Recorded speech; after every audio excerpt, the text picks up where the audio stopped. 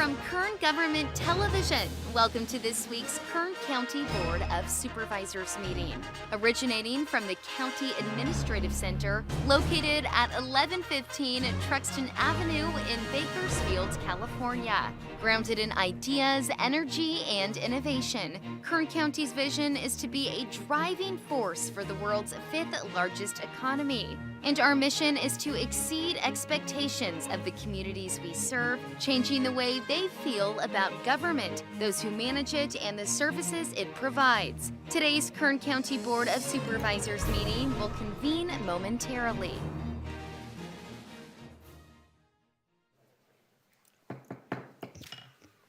Thank you. Welcome to the 2 p.m. session of the regular meeting of the Board of Supervisors. Today is Tuesday, June 4th, 2024. Board to reconvene. First item this afternoon is roll call.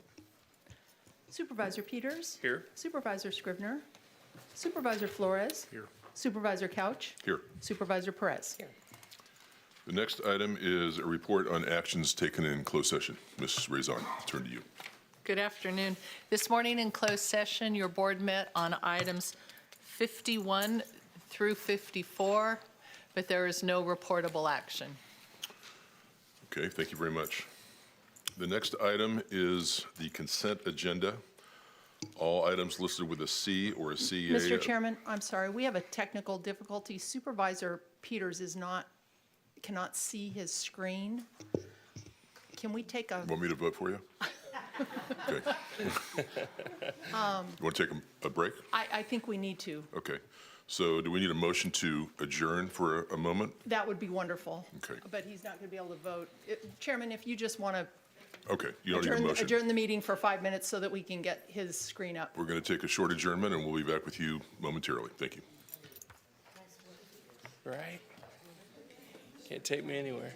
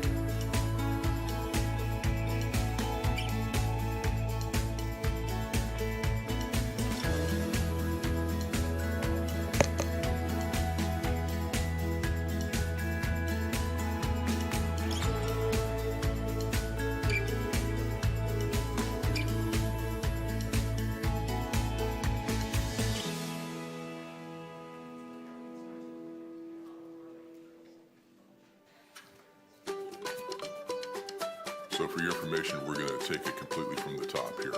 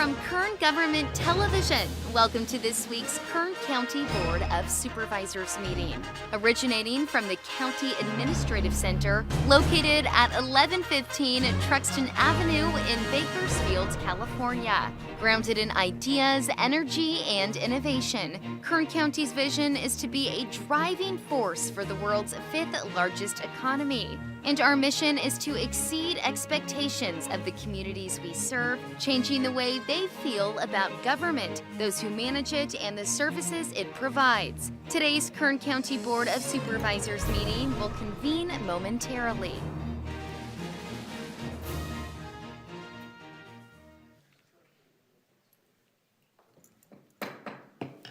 Okay. Welcome to the afternoon session, the 2 p.m. session of the regular meeting, Tuesday, June 4th, 2024, of the Board of Supervisors. First item is roll call. Supervisor Peters, I'm here. Supervisor Scribner, Supervisor Flores. Here. Supervisor Couch. Here. Supervisor Perez. Here. Okay, now we need a report on actions taken in closed session. Ms. Raison, can you do that for us? Certainly. Good afternoon. This morning in closed session, you met on items 51 through 54, and there is no reportable action. Thank you. The next item is the consent agenda. All items listed with a CA or a C above the item number are considered to be routine and non-controversial by county staff. We can act on those all in one motion. The C represents the consent agenda for the Kern Sanitation Authority or the Ford City Taft Heights Sanitation District or the IHSS Public Authority. Consent items can be acted on all in one motion. The consent agenda for the Board of Supervisors, and we do have one item, it's actually item 1 for the Kern Sanitation Authority. That is a consent item for that agenda. The consent agenda for the Board of Supervisors starts on page 3, consists of items 5 through 7 on page 3, items 8 through 12 on page 4, items 13 through 20 on page 5, items 21 through 28 on page 6, items 29 through 35 on page 7. On page 8, it consists of items 36 and then 38 through 41. Page 9, all the items 42 through 48. Page 10, all the items 49 through 55. Page 11, all the items 56 through 61. And page 12, items 62 through 65. I think there's someone here, at least maybe one or two of you, that want to speak on at least one or two of those items I just mentioned. Is there anyone here that would like to make a comment on the consent agenda? If you'd like to speak on this, could we get you to come down to the front row so we can get you to the microphone quickly? Thank you. Hi, my name is Sandra Plasinski, and I'm a Kern policy advocate, and I actually have 2 comments. Yep. One on number 7 and one on number 10. Okay. All right, so starting off, thank you for the opportunity to present comments. Leadership Council for Justice and Accountability works along some of the most impacted communities within Kern County that are in dire need of investment. With the geographic layout of the county and how distant every town is from one another, county residents depend on a well-invested and fully functioning transit system. We are here today to ask the county to approve a resolution permitting Kern Transit to apply for federal funding sources, as well as to use the potential funding to place a bus shelter in the community of Fuller Acres. The community asked for funding to be allocated for the development of a bus shelter in front of the store along Highway 184. This project is eligible under these funds, as the eligible use of funds are for, and I quote, capital projects to replace, rehabilitate, and purchase buses, vans, and related equipment. With the future project plans from Caltrans to revitalize Highway 184 and add sidewalks and curb and gutter, the shelter would go hand in hand with the future bus turnaround and project plans. The location where folks get picked up is signaled with a small sign that many residents tend to miss. Many residents aren't actually even aware that there is a bus stop in Fuller Acres. Having a shelter would inform residents of the stop and promote more transit use. Additionally, this area is also an area where the school bus picks up children during school hours. Having a shelter would help protect them from hazardous weather conditions like extreme heat and rain. This being the case, we also encourage the collaboration of the Lamont School District as well in this plan. The community urges the county and Kern Transit to work together with the school district to ensure that there is a bus shelter in front of the store on Highway 184 in Fuller Acres. This shelter would ensure that folks have access to the transit system and stay safe amid the rising temperatures and hazardous weather conditions. Thank you for your time. And then sorry. Go ahead and do your second one. Okay, thank you. All right, so the second one is on the housing element. So Leadership Council for Justice and Accountability previously submitted comments on the county's resubmittal on May 30th, 2024. We come here to uplift the county's risks, dire consequences if they do not meet compliance with their housing element soon. These consequences include losing your land use authority to the state and potentially losing out on millions of dollars of state funding. These consequences will harm disadvantaged and vulnerable communities the most. This is why we urge the county to work alongside Leadership Council and community residents to address deficiencies in the current housing element draft to meet compliance with state law. Additionally, we uplift that programs in the sixth cycle housing element must support the development of affordable housing to ensure the county can meet its RENA goals. In the fifth cycle, the county needed to accommodate a facilitation of 21,583 units, but ultimately only facilitated the construction of 2,741 units. That's a shortfall of about 18,000. These constant shortfalls exacerbate the housing conditions county residents face on a daily basis. This includes a lack of affordable housing, extremely high rental increases, evictions, displacement, uninhabitable units, and much more. To address these housing issues, we ask the county to include inclusionary zoning, rent control, just cause ordinance, permanent rental assistance, eviction prevention programs, permanent relocation assistance, and farm worker assistance programs into the housing element draft. We believe inclusion of the programs above into the Kern County housing element will ensure that tenants live in safe, affordable, and equitable housing. Lastly, we remind the county of its obligation to include community and stakeholders in the development, adoption, and implementation of the general plan update. This is based on Government Code 65351. We open the door for collaboration, and thank you all for your time. Thank you. Thank you, Ms. Placentia. That was regarding, the second comment you made was regarding item 7, which is on the consent calendar. Sylvia, do you want to make any comment about that? Thank you. We'd like to take a moment. Mr. Craig Murphy, Assistant Director who is managing the housing element, would like to clarify what this action today that you're taking actually is. Thank you. Thank you, Ms. Sylvia, members of the board.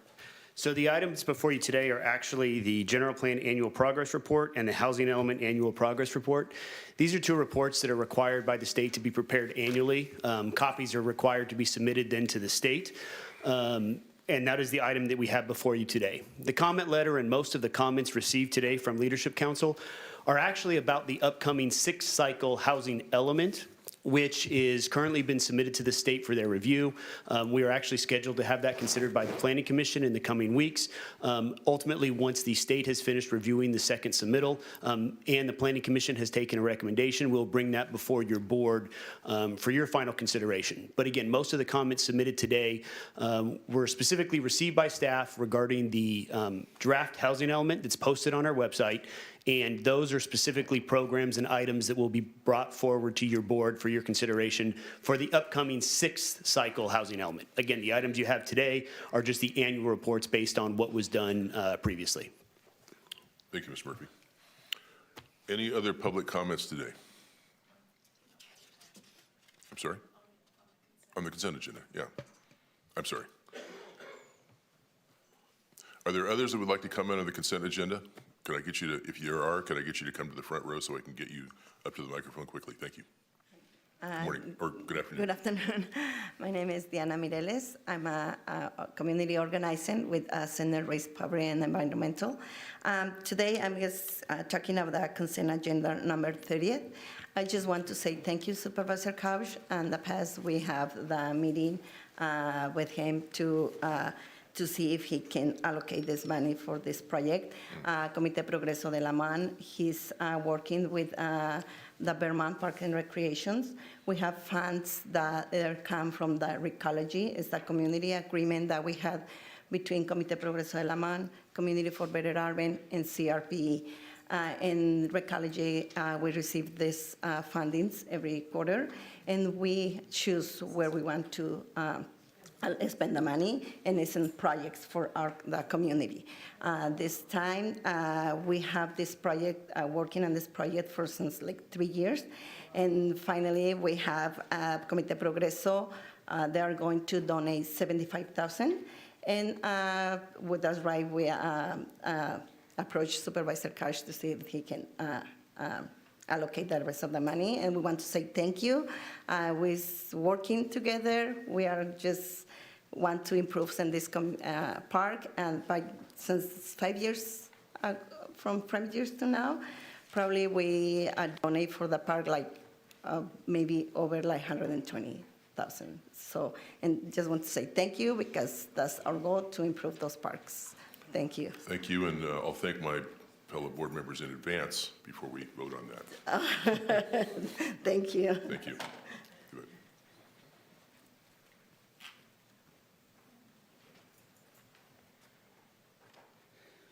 Good afternoon, Gustavo Aguirre with Center on Race, Poverty, and Environment.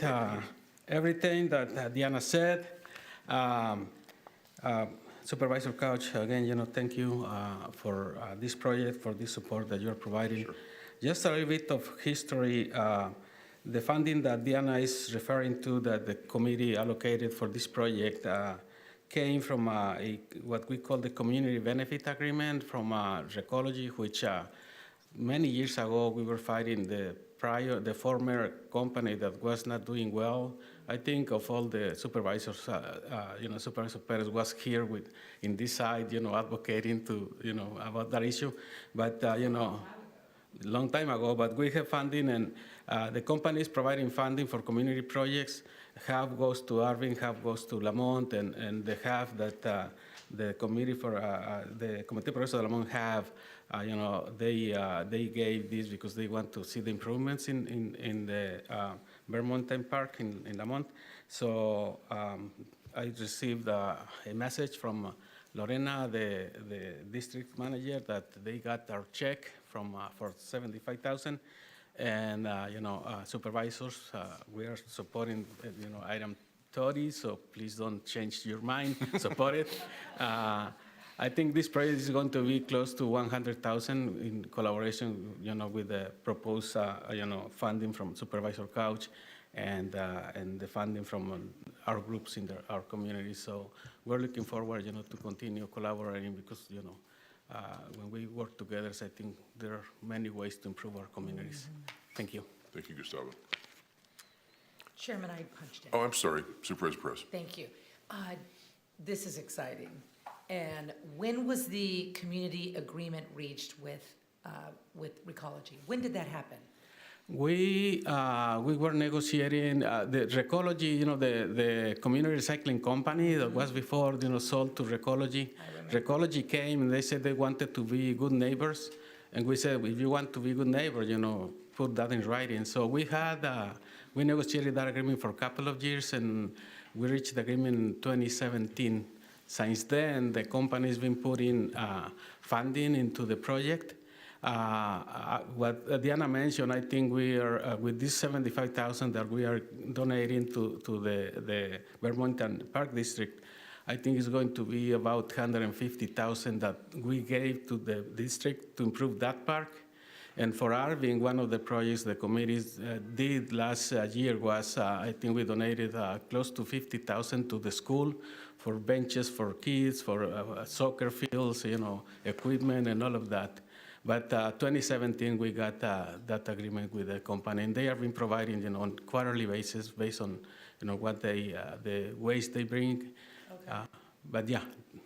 Well, so how do you feel about Recology and the job they're doing? Well, part of the agreement, and we have that in writing, part of the agreement is that they will reduce the pollution at least 80% from the former company, which I think the community and my organization believe that they are been doing it because, the communities of Lamont and Irving, they stop, complaining per se because, they see the operations, basically no dust of, no clouds of dust, which we used to see on regular basis from the former company. That's not happening. The surrounding areas of the company are now clean. Before that, it was just, waste everywhere, plastic and everything.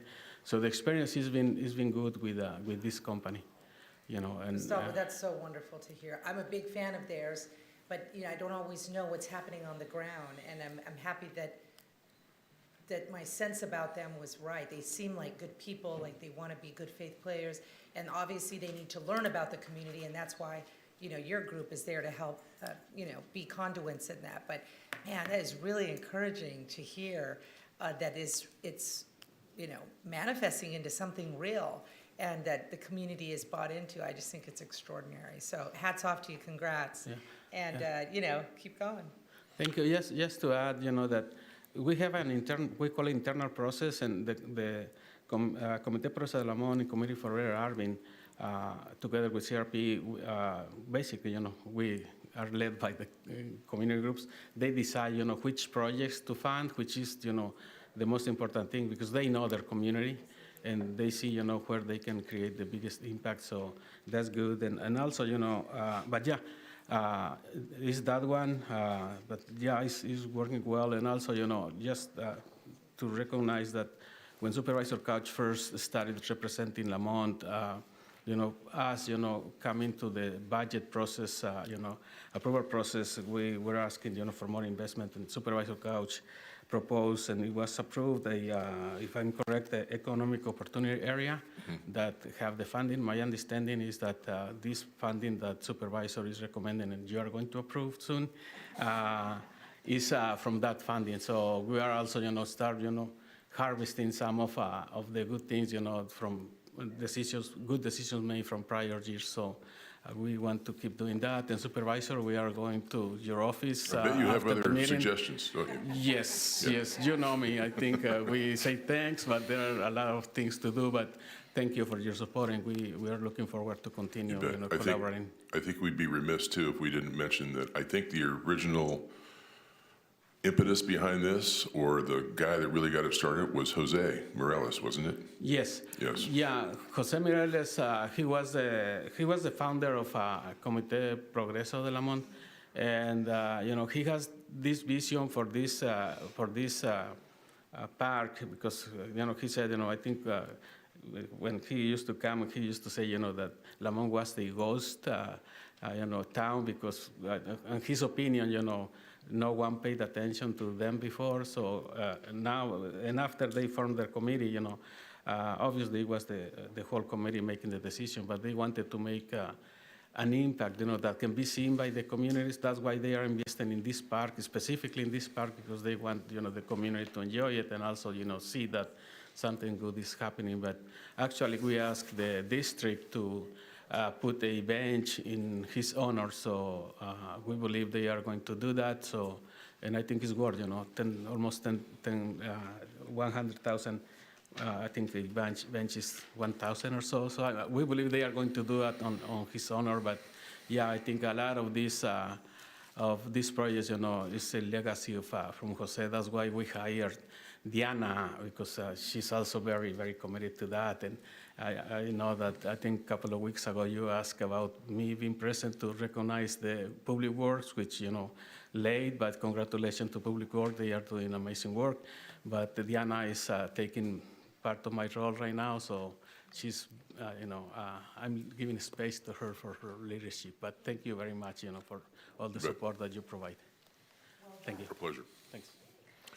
Any other comments on the consent agenda this morning or this afternoon? Okay, seeing none, I'll return to the board for action on the consent agenda and to adjourn as the Board of Supervisors and reconvene as the Kern Sanitation Authority.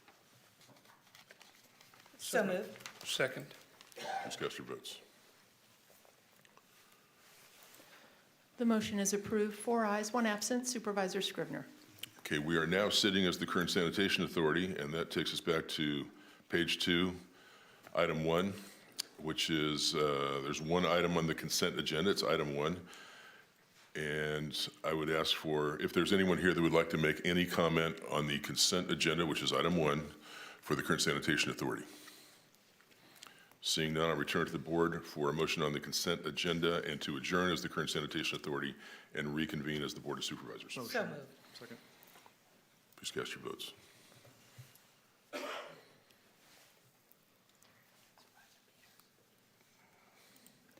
Thank you. The motion is approved, 4 ayes, 1 absent. Supervisor Scrivener. Okay, and just like that, we are back sitting as the Kern County Board of Supervisors again, and we're on item 2 on page 2, which is public presentations. This portion of the meeting is reserved for persons to address the board on any matter not on the agenda, but under the jurisdiction of the board. We try to keep the comments to 2 minutes. Is there anyone here that would like to make a public presentation?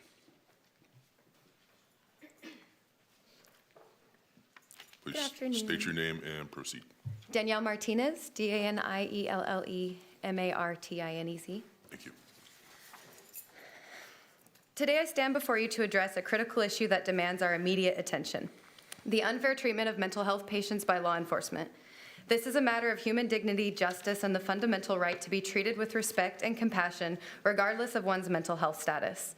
Mental health patients often find themselves in vulnerable situations that require specialized care and understanding. However, too frequently they encounter a system that is ill-equipped to provide the support that they need. Instead of receiving compassionate care, many face aggression, misunderstanding, and in worst cases, violence. This approach not only aggravates their conditions, but also leads to tragic and avoidable outcomes. According to the Treatment Advocacy Center, individuals with mental illness are 16 times more likely to be killed by law enforcement compared to the general population. This is not just a statistic, it's a moral failing. Behind every number is a human being, a life lost and a family shattered. This issue is particularly personal for me. My brother, Jacob Bird, is currently being held in jail for having a mental health crisis. Jacob was left unconscious outside on the hot driveway for 4.5 hours because of the lack of response time from the sheriff's department. When officers did arrive, they did not assess for a 5150. Instead of receiving the care and support that he desperately needed, he was confined and treated as a criminal. The situation not only hinders his chance of recovery, but also exacerbates his condition. Being in jail means he is deprived of special treatments and the environment necessary for improvement, significantly lowering his chances of getting better. My brother's situation is a significant reminder of why we should act swiftly and decisively to reform how we handle mental health crisis.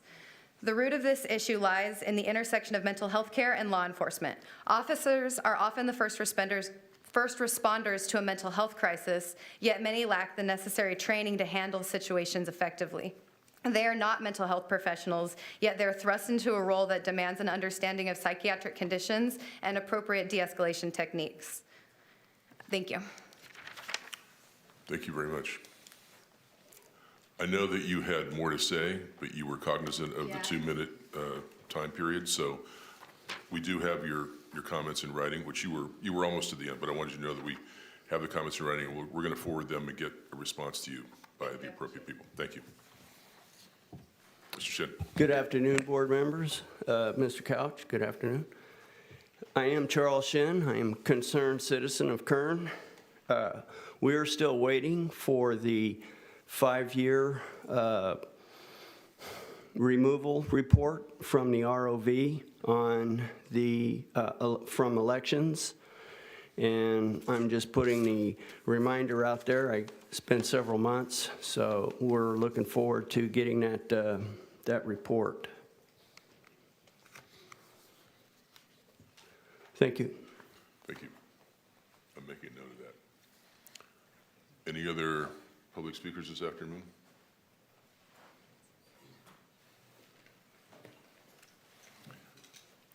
If there are others of you that would like to speak, can I get you to come to the front row so we can get you the microphone quickly? Go ahead. Okay, again, good afternoon, Diana Mireles, and now I'm like a steering committee member for the Lamont Arvin AB 617. I'm here just to talk about the pesticides. We are very frustrated because the notification it doesn't pass, so we are very disappointed. But we have conversations with the commissioner of agriculture. So, and we have a meeting last Tuesday, and he said I can do nothing. That's all I can do, and we asking for conversations with him, but we can find those buffer zones to protect the communities. So it's frustrating because with I don't know, I guess it's frustrated. We asking for meetings for Supervisor Couch, and he's always available. We're asking for meetings in the past with each of the supervisors, and you're always available. We're asking for meetings with Loreline, with different issues. they're available. We're asking for Yolanda, she's available. We're asking for the CEOs, they're available. Why our commissioner cannot available for us? Why we can work with him? Probably we not agree in everything, but we can start those conversations. We need those conversations. You need, on the meetings, I cannot even make a comments because I get more right now, I'm shaking because I'm frustrated. So that's not point to make comments for that. So hopefully you can do something for this. Thank you. Chairman, I punched in. Yes. Thank you, Chair. So when you say that he said he couldn't do anything, what do you mean by that? That's we said we can find buffer zones. If the state said something, it's what the state said. There's nothing we can do. So it's Did he offer to do anything at all to help resolve the concerns? No. Did he agree to do anything at all? No, it's just the question is practically it is what it is. What was the point of the meeting? We want to find ways to find that buffer zone. Did anything we come can as a do result? together, like with you guys on the budget, we figured it out. You can find out where you can find fundings, grants every time that we came for the budget. So you guys willing, and would you want you guys work with us? We have the meetings, and we find those ways. Why in this point we can do that? Did you make any progress at all, come to any conclusions, make any steps, anything worthwhile? No. So there was no point of the meeting? He just showed up to say, I'm not going to participate? The state says that, so it's. Got it. Thank you. Thank you. Let me jump in on that for a second. I understand your frustration, first of all, but, our previous CAO, I know had, Jim Zervis, I know had conversations with Gustavo.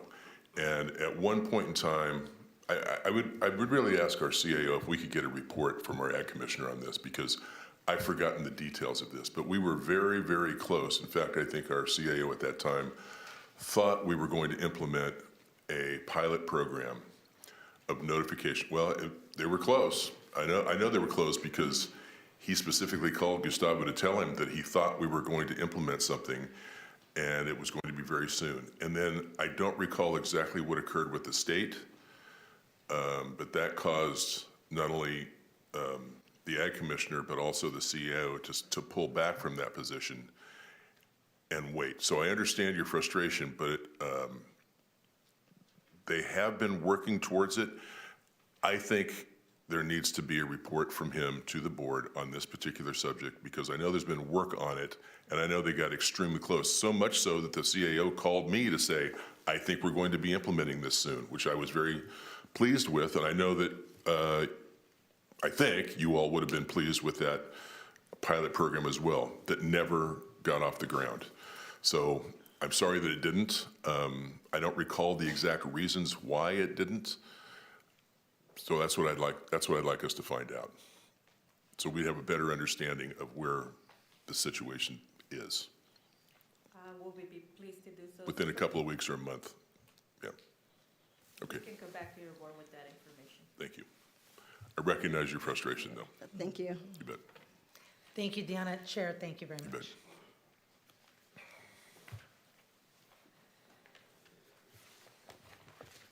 Gustavo Aguirre with Center on Respect on the Environment, and also a Community Steering Committee member for the AB 617 Arvin Lamont, same topic as Diana.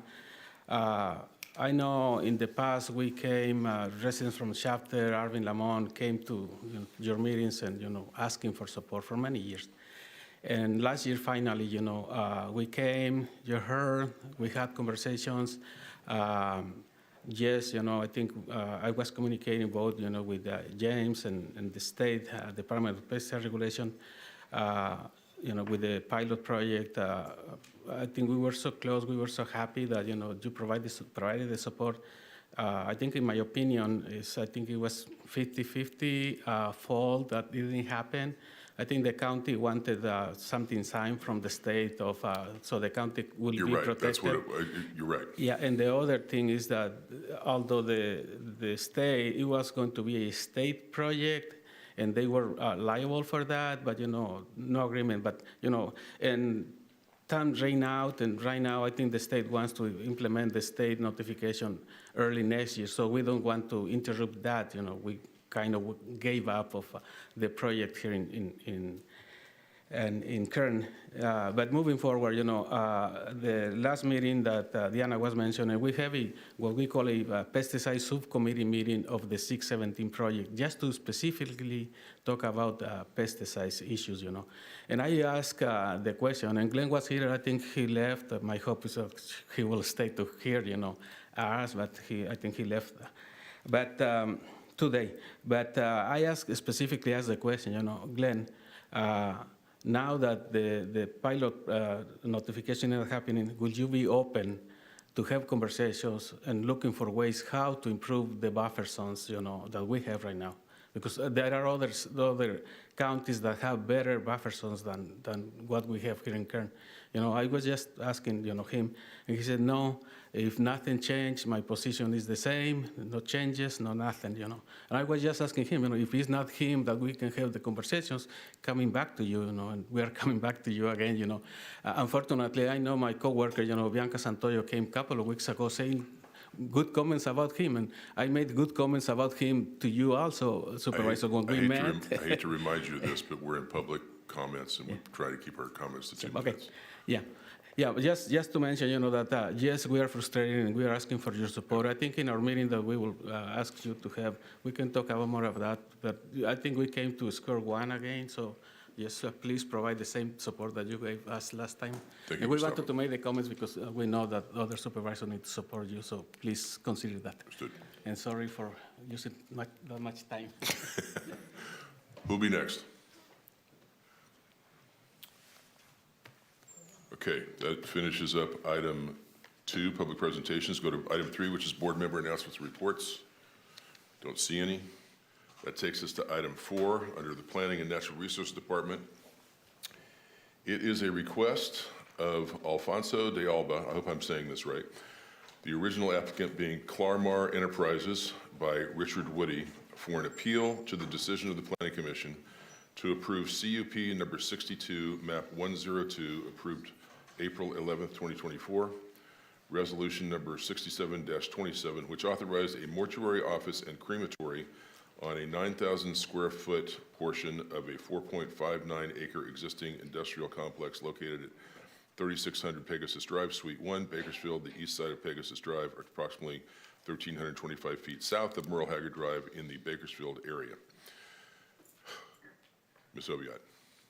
Chairman Couch, members of the board, thank you. I'm here today with Craig Murphy, Assistant Director.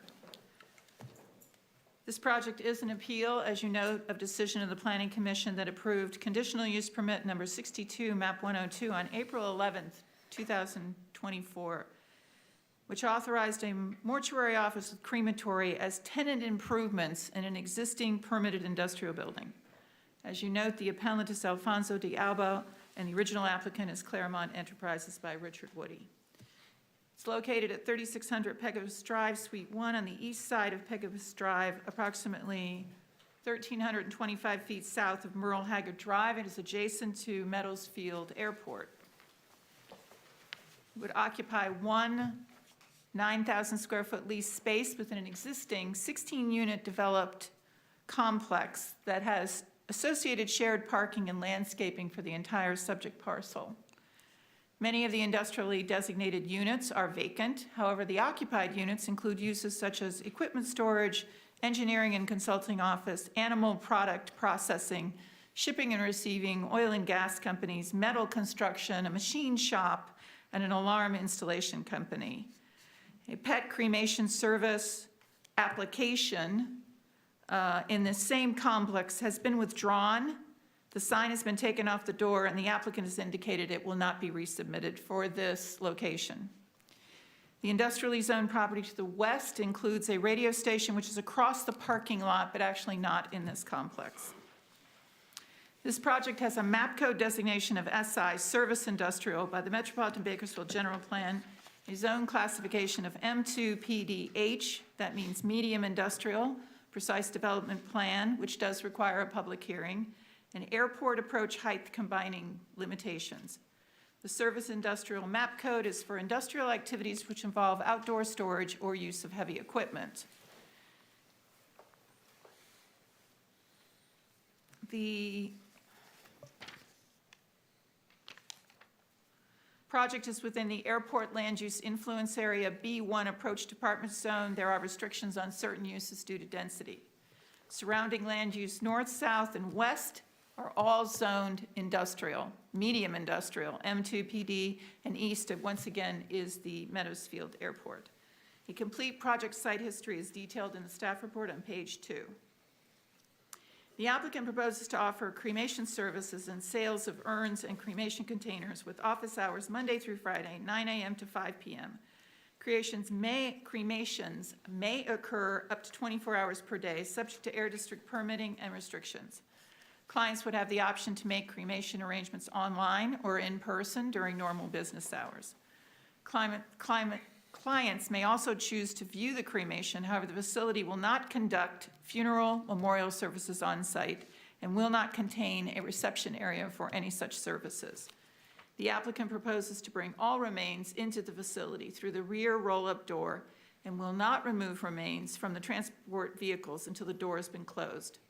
Attachment number 2 of your staff report includes a detailed description of the California regulations regarding disposition of human remains and all licenses required. The staff report and the 5 packages of addendum materials provided to your board includes all the comments and materials received through noon today throughout the processing of this project and for this appeal hearing.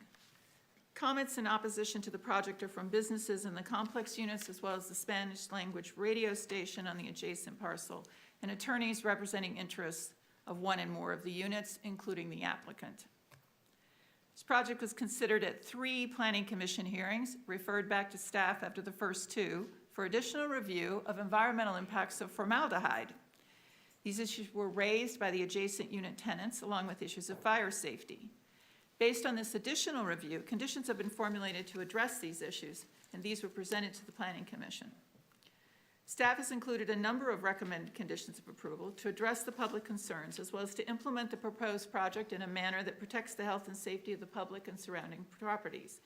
These conditions include, but are not limited to, prohibiting embalming services and cremation of any embalmed bodies, prohibiting the storage of formaldehyde, prohibiting the use of aquamation or alternative cremation methods, prohibiting shared ventilation with any unit in the industrial complex, prohibited parking of hearses in the shared parking area. Mr. Murphy is now showing you the back of this facility to show you where the hearses and remains would be coming in. Limiting cremation of human remains to standards set by the San Joaquin Valley Air Pollution Control District to not exceed 150 pounds per hour and 52,243 pounds per year, as well as requiring the applicant to utilize the specified cremation equipment or equivalent cremation equipment as in the air permit for the San Joaquin Valley Air Pollution Control District, requiring the applicant to install and properly maintain a fire alarm system, adhere to all requirements of the Kern County Fire Department, including but not limited to the installation of sprinklers or firewalls if they deemed necessary as fire experts, and for the applicant to provide specific written notification to the units in the complex with direct contact information for complaints. After testimony and consideration, the Planning Commission declined to require a sound wall or other building attenuation as unnecessary due to existing ambient noise in the complex. Further, as provided in the record, an industrial complex is not a sensitive receptor for purposes of implementation of noise standards in the Metropolitan Bakersfield General Plan as requested by comment letters. Such a condition would exceed the land use authority under zoning for appropriate mitigation, and no other unit in the complex has been required to provide such noise attenuation, including the machine shop or the animal processing units. The fire department has reviewed the project, the current construction of the building, and concluded the project can be safely operated with appropriate building permits. In total, 32 distinct compliance actions have been imposed and detailed in 7 conditions. The appeal asserts that the Planning Commission did not consider the comments submitted raising issues on noise by a certified professional in making assertions about compliance with the California Environmental Quality Act. There's no evidence in the record that the project, which is an existing, already permitted, already constructed medium industrial building, would generate noise that exceeds the already existing noise generated by the airport or surrounding uses. Information regarding the noise levels of the operation have been included in the record based on the operations of the cremation equipment. The adjacent projects surrounding the site are not residential in nature or zoned for residential, and zoned industrial projects are expected to operate 24 hours a day and 7 days a week. We've researched and no noise complaints have been filed by any of the units on any of the other occupied businesses, some of which clearly produce industrial level noises.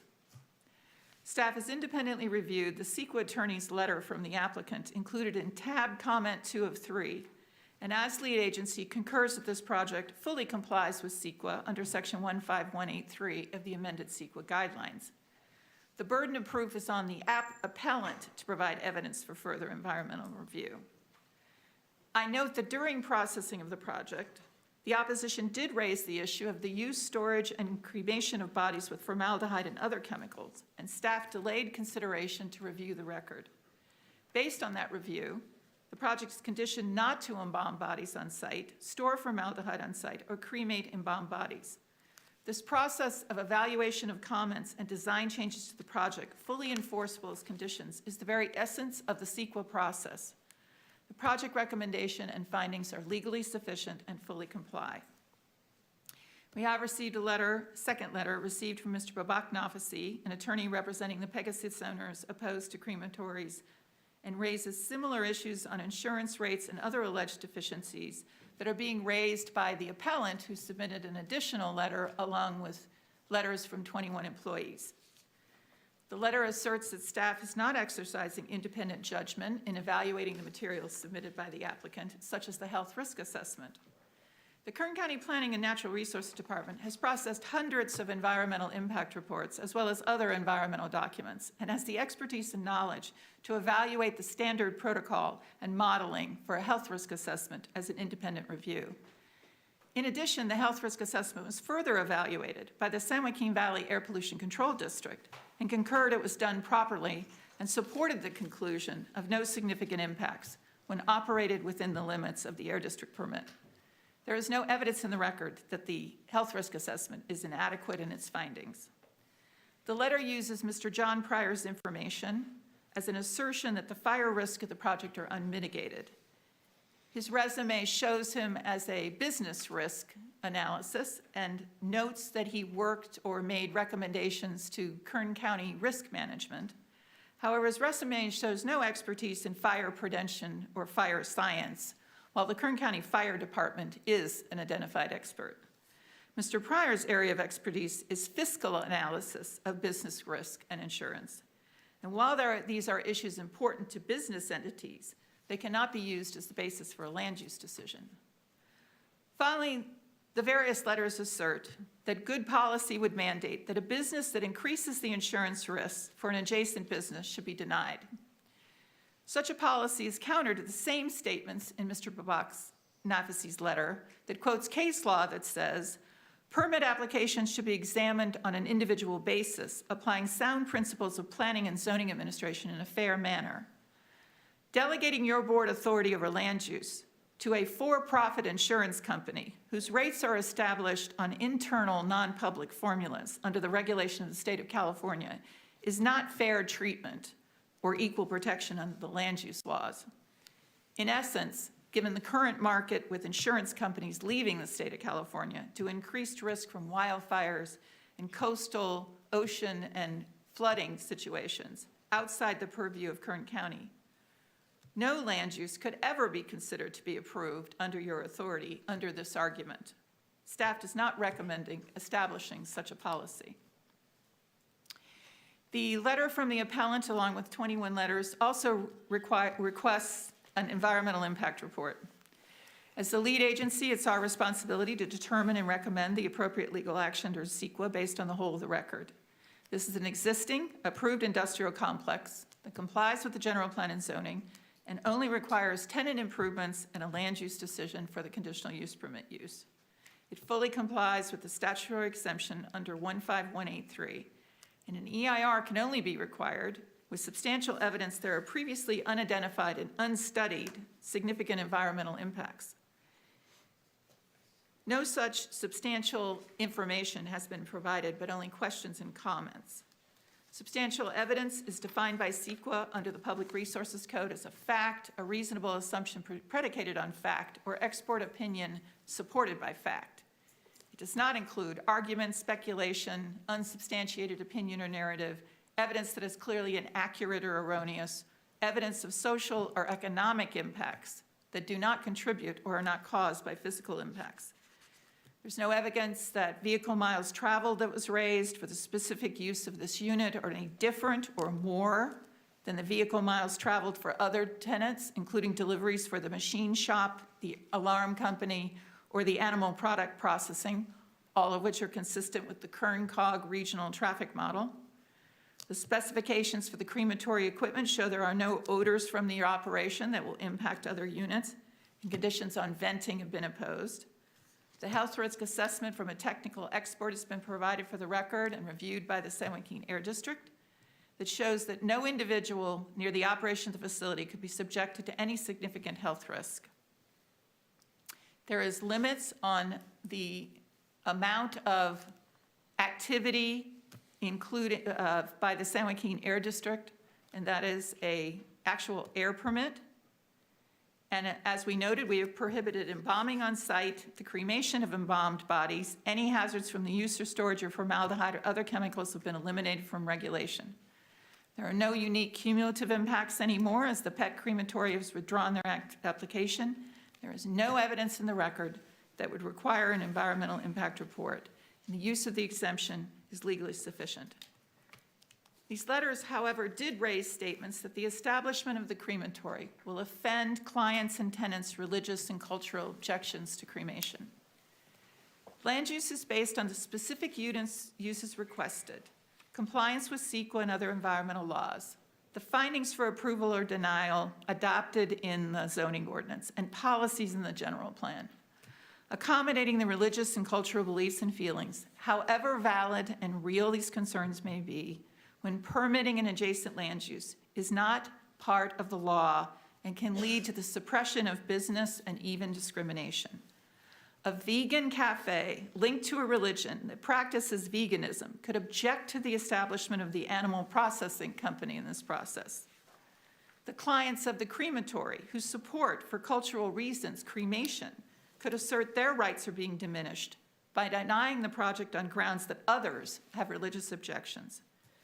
Any denial must be based on making the findings in the zoning ordinance specific to a conditional use permit, which I will go over in a minute, and not on the personal feelings, expressed beliefs, or opinions of adjacent tenants or employees. Finally, the letter asserts, and others have asserted, that cremation services are typically on the grounds of cemeteries due to fire risk. Staff has researched this and found that it's actually a business model that's not related to fire risk. Cremation is a service. It can be provided with other services such as pre-planning, embalming, burial, and in some cases, it's actually at a cemetery so that it is a full integrated vertical model of services, and they're actually being buried there, or the cremated remains are being put into niches there. There is no evidence that a standalone crematory is any greater of a fire risk because it's not on a cemetery. Staff has reviewed a variety of information sources on the internet, which the applicant has also used, the appellant has also used, and noted that there are standalone cremation services in California as well as in other states. However, this is a business model. It is a business decision by the market and by the applicant. And the applicant is in a better position to address this particular business model in this location. The proposed project aligns with the industrial character of the area as it introduces a use with impacts that are compatible to, if not less intense than those of the neighboring airport, manufacturing facilities, and heavy equipment storage sites that surround it. The project's location is strategic, prevents encroachment in areas designated for less intense commercial and residential development as outlined in the general plan. This plan underscores the distinction between commercially designated areas which cater to day-to-day retail and service needs and industrial areas that support high-intensity needs. As noted on page 12 of the staff report, the board's consideration of this appeal is legally called de novo. This means your board's consideration of actions is not limited to the Planning Commission approval of the original request. Some concerned neighbors and the appellant have asked that the project be denied. Some comments that ask to be further conditioned. Staff has carefully considered all the requests, and page 7 to 9 details many suggested conditions that have been included and provided an explanation for those that have not. Denial of the project would require making the following findings: that the project was inconsistent with the general plan, that the proposed use is not consistent with industrial zoning uses, that it's not eligible for conditional use permit, and it does not meet the minimum requirements of zoning. While the tenants continue to characterize this project site, these 16 units, as commercial, machine shops, metal shops, and animal product processing is not a commercial use, it's an industrial use. And the planning department is obligated to implement the zoning, not the characteristics of the tenants that are renting this building. If the Pegasus Homeowners Association, if the Pegasus CC&Rs that have been employed, which is a civil matter, not a matter before your board, believes that this 16 complex should be commercial, they can come in and process a zone change and make the project commercial. But there are many tenants that exist there now that would not be permitted under that designation. So the characterization of this as a commercial zone is inaccurate from the perspective of land use. The last finding that would have to be made is that it would be detrimental to the health, safety, and welfare of the public, property, or residents in the vicinity. After careful consideration, staff cannot find any basis for making any of these findings with the recommended conditions, which legally must be provided in writing as an explanation of the thinking of your board in relation to the evidence in the record.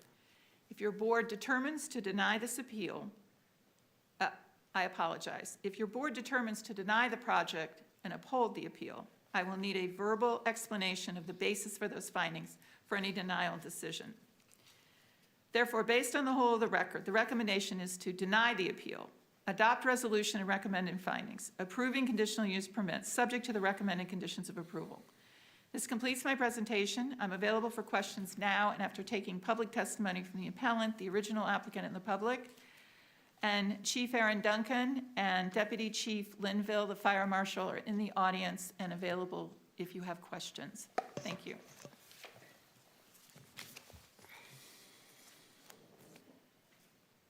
Okay, thank you. So I'll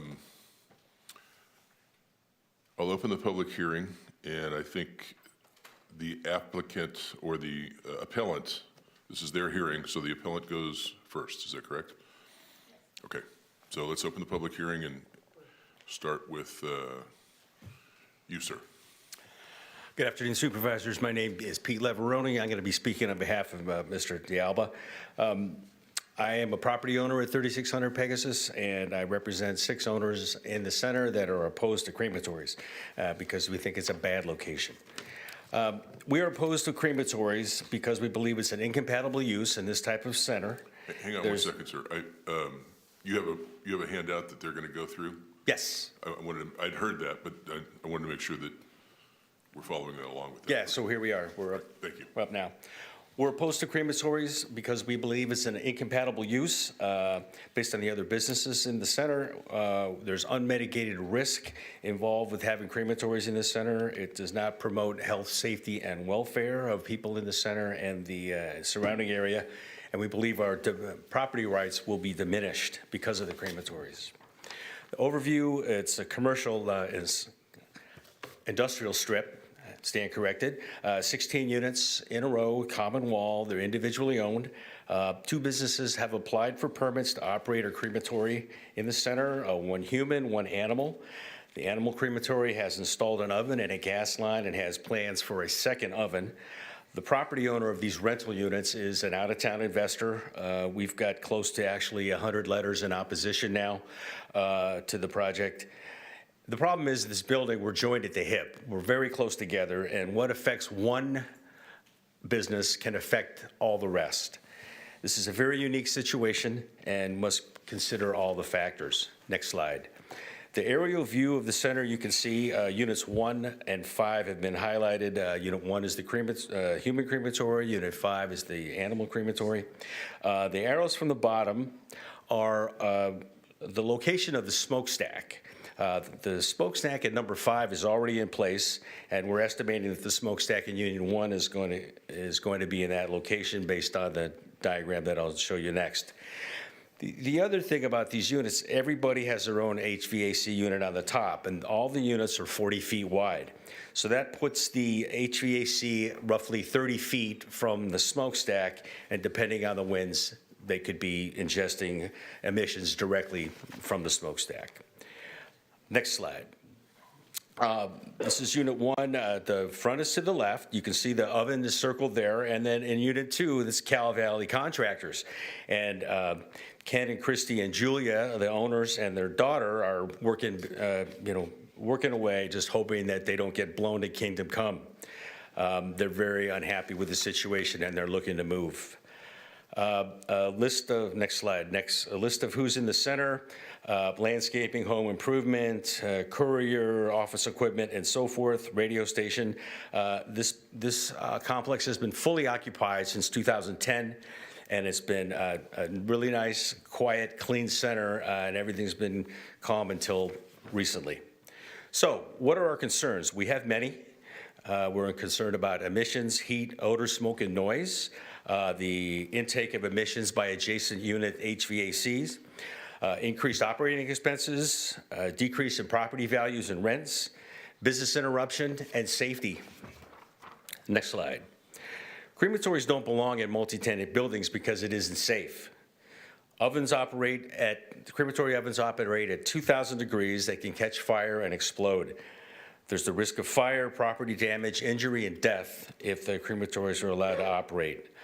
In our research, we've found that there are over 3,000 crematories in the United States, and not one is in a multi-tenant building.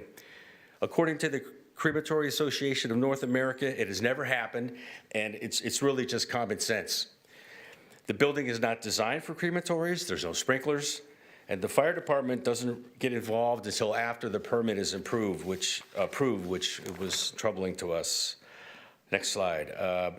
List of recent crematory accidents in the last 10 years, the date and the city that it located. These are easy to find online. And then something we recently looked at was gas explosions. Gas explosions that happen actually quite often.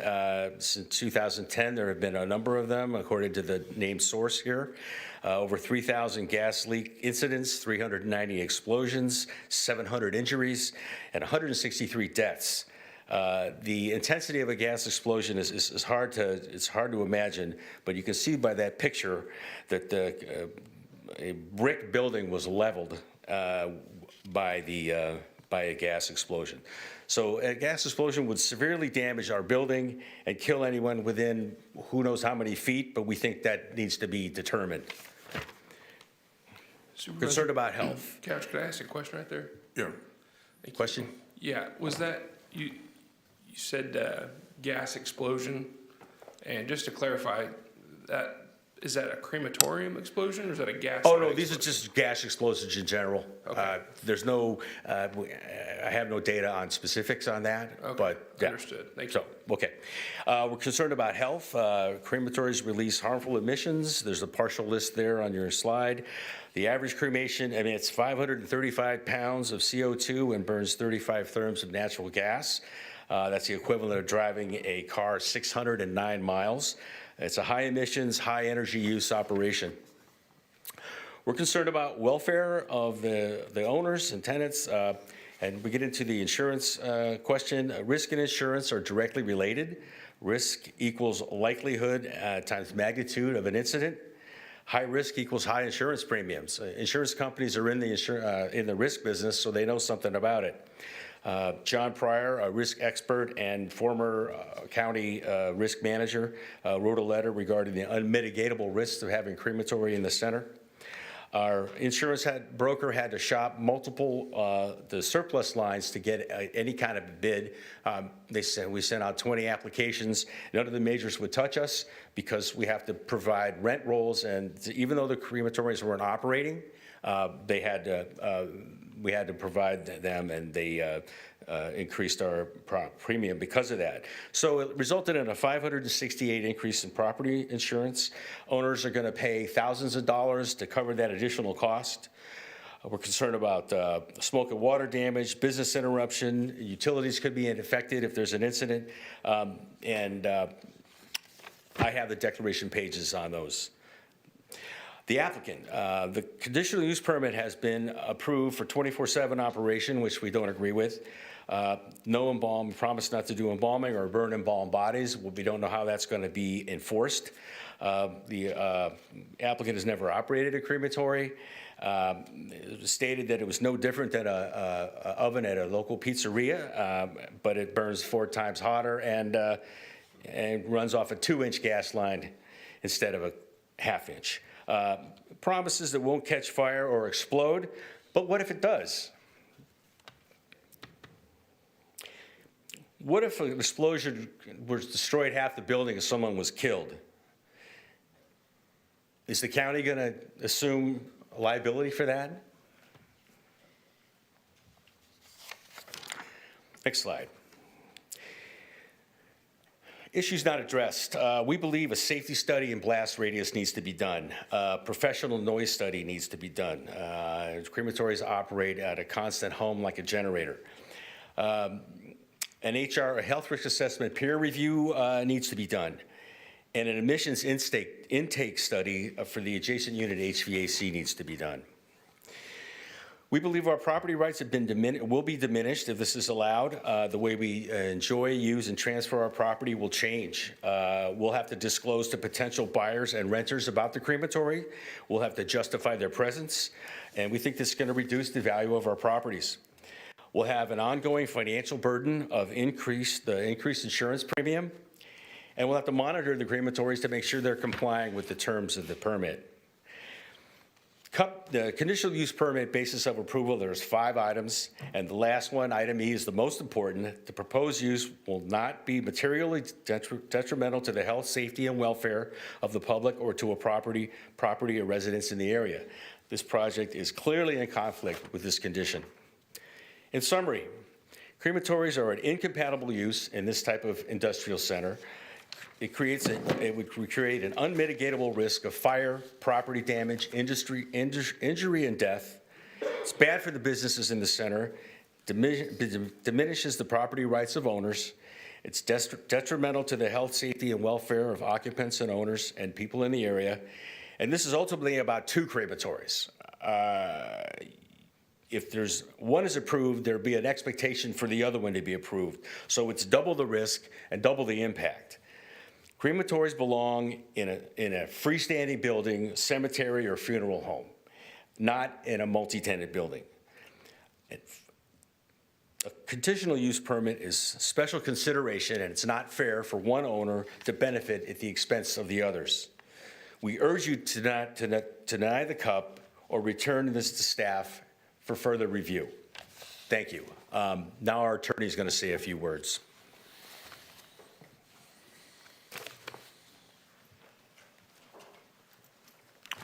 Good afternoon. Good afternoon. My name is Bob Aknafisi, and as was said, I'm an attorney and I represent the appellants. Before I start, can someone let me know how much time I have left? Well, I don't know how much time you have left. We're not having a time limit right now. Okay. I'm thinking you can get through this in 5 or 10 minutes. Yeah, absolutely. I would like to reserve just a few minutes for rebuttal, given that the appellant has the burden of Recognizing that if we do rebuttal for one side, we have to do rebuttal for the other side. I'm not clear on that because we are the appellant and we have the burden of proof. So in regular court proceedings, we get a reply brief, and the rebuttal is akin to that. I don't want to really debate the point, but Me either, I would like so- to reserve a few minutes. Okay. So I apologize in advance because my remarks are going to be a little bit choppy. I took some quick notes, and I'm trying to respond to the Ms. Ovia's presentation. And so it's not substantially different from what we've said before, but I think a few points need to be made. I believe the county planning has been entirely too dismissive of the risk analysis and the rise in insurance premiums. There's been an effort to characterize both the risk assessment and the rise in premiums as something completely irrelevant to the environmental review process, and that there's this argument that these only go to economic impacts. But I think this argument really ignores the thrust of the appellant's argument, which is that this project will increase, or has already increased, the insurance premium rates specifically because it creates a much greater risk, and that's the basis for the increase in premiums. That risk, we believe, is associated with fire and explosion. So Ms. Ovia characterized Mr. Pryor's analysis or expertise as somehow financial advisor to businesses. His job is analyzing risk and mitigating risk, and this is precisely the kind of risk that he has been trained and is an expert in identifying and potentially identifying mitigations for it. I note that in all the presentations, both in staff reports and today, there was not a mention of the county itself undertaking any analysis of whether crematoriums do in fact increase risk or not. County has been pointing to or claiming that appellant hasn't proven that, but I think even if you charitably agree that the risk assessment and the rise in premiums are not in themselves at least circumstantial evidence of that risk, I think any fair assessment would conclude that they at least put the county on notice such that the county would conduct its own analysis. So to say that, well, we don't believe you've proven it, and so therefore there's no evidence, is essentially the county hiding or deliberately keeping itself ignorant. I think at a minimum, this potential impact is scary enough and detrimental enough that it warranted independent evaluation by the county, which I haven't heard was ever done.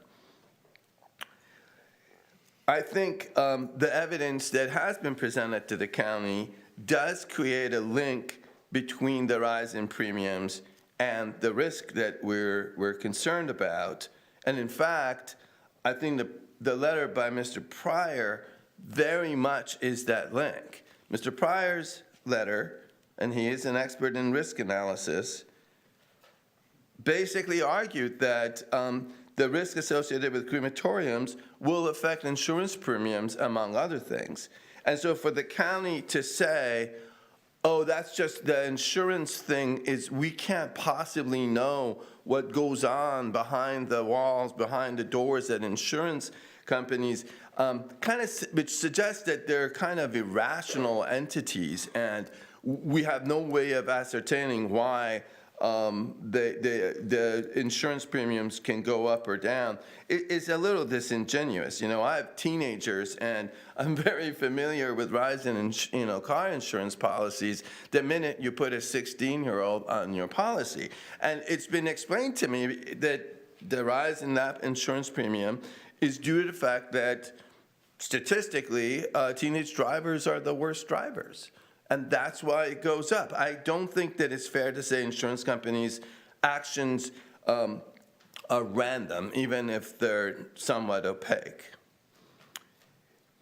Okay, I'm going to move on. I'm really just going to focus on the CEQA issue. I've already talked about the fact that the county didn't undertake its own independent review. I found it interesting that the summary of this project so far and the administrative review really revealed the fact that from the beginning, county planning staff, in fact, shared our concerns about this project, as did the Planning Commission. Now, that's evidenced by the fact that the project came in, there was some discussions, and then it was sent back for further evaluations. There were mitigation measures imposed, such as the prohibition against embalming and cremating embalmed bodies. The Planning Commission was concerned enough to require a health risk assessment. Now, the premise of the exemption the county is invoking is that the impacts that this project doesn't have any unique impacts, and the impacts that it does have were adequately analyzed in the general plan EIR. That's the premise of this exemption. But the county's own conduct clearly shows that that's not the case here, that the County Planning Commission did not agree that the impacts of this project have been adequately reviewed by the general plan, and in fact made changes to the project and required further study. So that underscores our point. So you can't have it both ways. You can't say, well, don't worry about us not doing an environmental review because we've done a lot of environmental review. In fact, we've changed the project, did a health risk assessment, and imposed mitigation measures. But the project's exempt because all the impacts have already been reviewed and mitigated. So you can't have it both ways.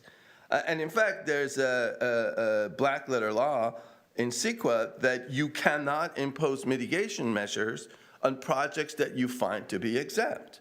The premise of an exemption is that we're not going to do any environmental review. The project complies with everything as is. And the second you have to impose mitigation measures, that tells you two things. One, that some evaluation was made that led to the conclusion that mitigation is required. That's environmental review. And that there was some impact that hadn't been adequately mitigated, that forces you to impose that as a condition. And that shows that there are residual impacts that needed mitigation. Now, what we're asking is, let's be real. Let's admit that this project is not exempt because it is unique, because it does pose unique potential health and hazard impacts that were not analyzed, could not have been analyzed in the general plan EIR, and then do an initial study and do it properly. And I agree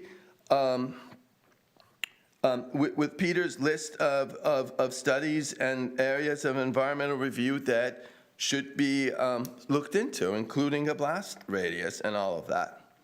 I'll leave you with that. I don't want to take any more time. I would appreciate a brief rebuttal if it's possible. Can you clarify something for me? Absolutely. You started off by saying, and this is the part I want you to clarify, that you felt like the county was too dismissive of, and that's what I don't remember. And the reason I ask is it sounds like it went back and forth between the Planning Commission. You had 3 Planning Commission hearings, and now you're here. You have multiple conditions. That doesn't sound dismissive to me. So where the county was too dismissive, was it about something specific? Yes. They were dismissive about what? Remind me of that. Okay. What was that? What I was saying is that the county was too dismissive of the evidence of the project's impacts that was in the form of the prior letter that said this project poses unmitigable risk of explosion, and the evidence that property owners' insurance premiums went up. Those two things. Those two things. Okay, thank you.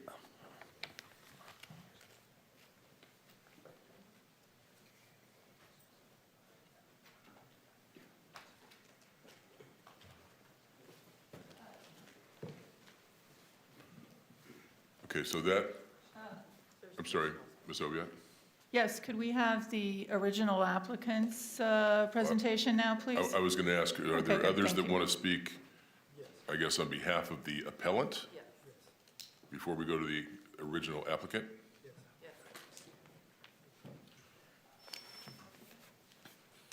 Good afternoon, Carlos Ortiz. I work across from the site where the crematory is planned to be opened. And the way they're presenting it, makes it sound so safe. But I want to ask you guys if, would you like to have that next to your office or to your house or across from your neighborhood or next to your park? 21 people work in my office, and we feel that that's not a safe place for a crematory to be. But that's only our feeling. That would be up to you guys to decide, right? The way they're showing it here, it makes it feel like it is right next to the airport. It is not by the airport. It is by my office. So it doesn't feel safe. 44 days ago, Kern County had the ugliest and most polluted air in the country. Yet, we are here arguing whether we should have more pollution next to my office, next to our office. Remember, people, pollution doesn't stay in that permitted neighborhood. It's going to go to your houses too. It's going to fly. The wind is going to take it to your children's schools and to your parks and to everybody else's lungs. So just think about that, okay? We are struggling here. Kern County, we have enough with the air pollution. We are subject to it because we rely on it. We need oil, we need agriculture, but we don't need another crematorium. Thank you. Thank you, Mr. Ortiz.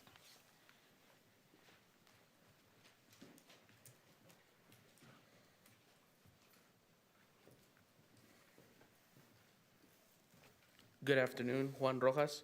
And under the SEQA government agencies, that Kern County must consider the environmental impacts of actions before approving permits, plans, or policies. SEQA allows for a streamlined review of projects that are consistent with existing zoning, communities, or general plans already evaluated under SEQA, unless there are environmental impacts peculiar to the project or were not analyzed or were insufficiently analyzed in the prior environmental impact report, Muzzy Ranch Co. v. Solano County Airport Land Use Com. in 2007.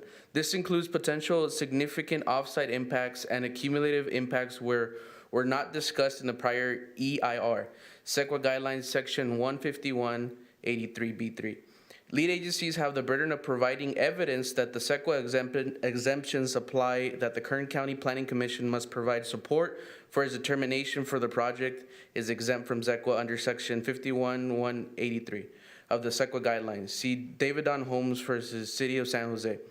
In this case, this would mean evidence that the specific impacts for siting crematory in these locations were adequately studied in the previous EIR. The previous environmental analysis should include an evaluation of how the crematories will impact local and regional air qualities. This is especially important given the San Joaquin Air Basin non-attainment for ozones and particular matters. Crematories, like other waste incinerators, produce combustion gases, carbon monoxide, nitrogen oxide, sulfur oxides, and volatile organic compounds, particular matters, dioxide, and mercury. This is particular risk of mercury emissions due to the incineration of dental fillings containing mercury. These air emissions could have health impacts ranging from increased risk of heart disease, asthma, lung disease, diabetes due to particulate matter exposures, possible increase in cancer risk from dioxide exposure and damage to the brain, kidneys, and developing children for mercury exposure. While crematories tend to be smaller than other waste incinerators and the emissions can be lower, crematories can emit air pollution that is toxic at low levels and contribute to cumulative exposure, particularly for workers and nearby communities. It is important that planning commissions evaluate whether any emissions from this project would contribute to these health harms nearby communities, including those cumulative impacts. Now, I work here, and last night when I was leaving, I smelled something horrible, and I had no idea because I never even thought about the crematory until, boom, I was like, oh, they're probably burning something. Thank you guys for your time. Thank you, Mr. Rojas. We're not burning yet. Your mic's on. Any other comments on behalf of the appellant? Steve, go ahead. Applicants or the public? Appellant, if you're on behalf of the appellant. Okay, so we'll go to Mr. Montgomery. If you want to speak, are you in favor of upholding the appeal, or are you in favor of the original applicant? We're opposed to the proposal. Now is the time for you to speak. Now. Now is the time.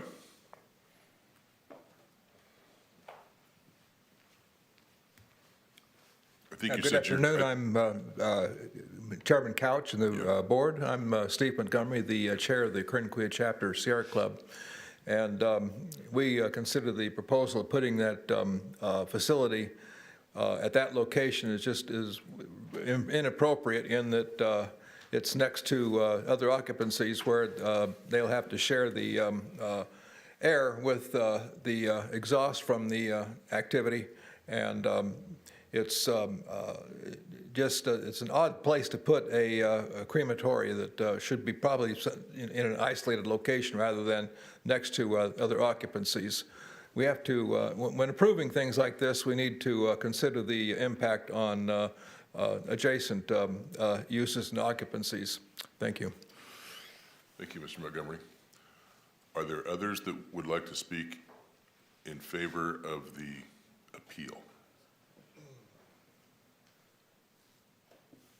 Okay, seeing none, we'll go to those in favor of the original applicant.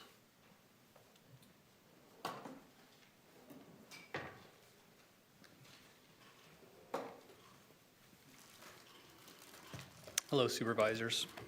My name is Richard Woody with Claremont Enterprises. We operate Peters Funeral Home as well as Monarch Memorial here in downtown Bakersfield. Appreciate your time and the ability to speak today. This is an important matter. There are a lot of people who have added comments here. So we know that there's definitely a lot of people paying attention to the things that we're speaking about.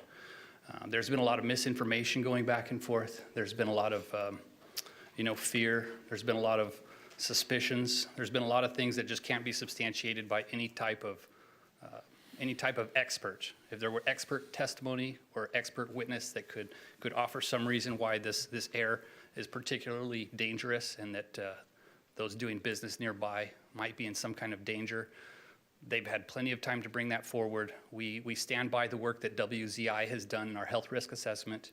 Also, Mr. Babick, I apologize, I'll get your last name wrong, Nafisi, I believe.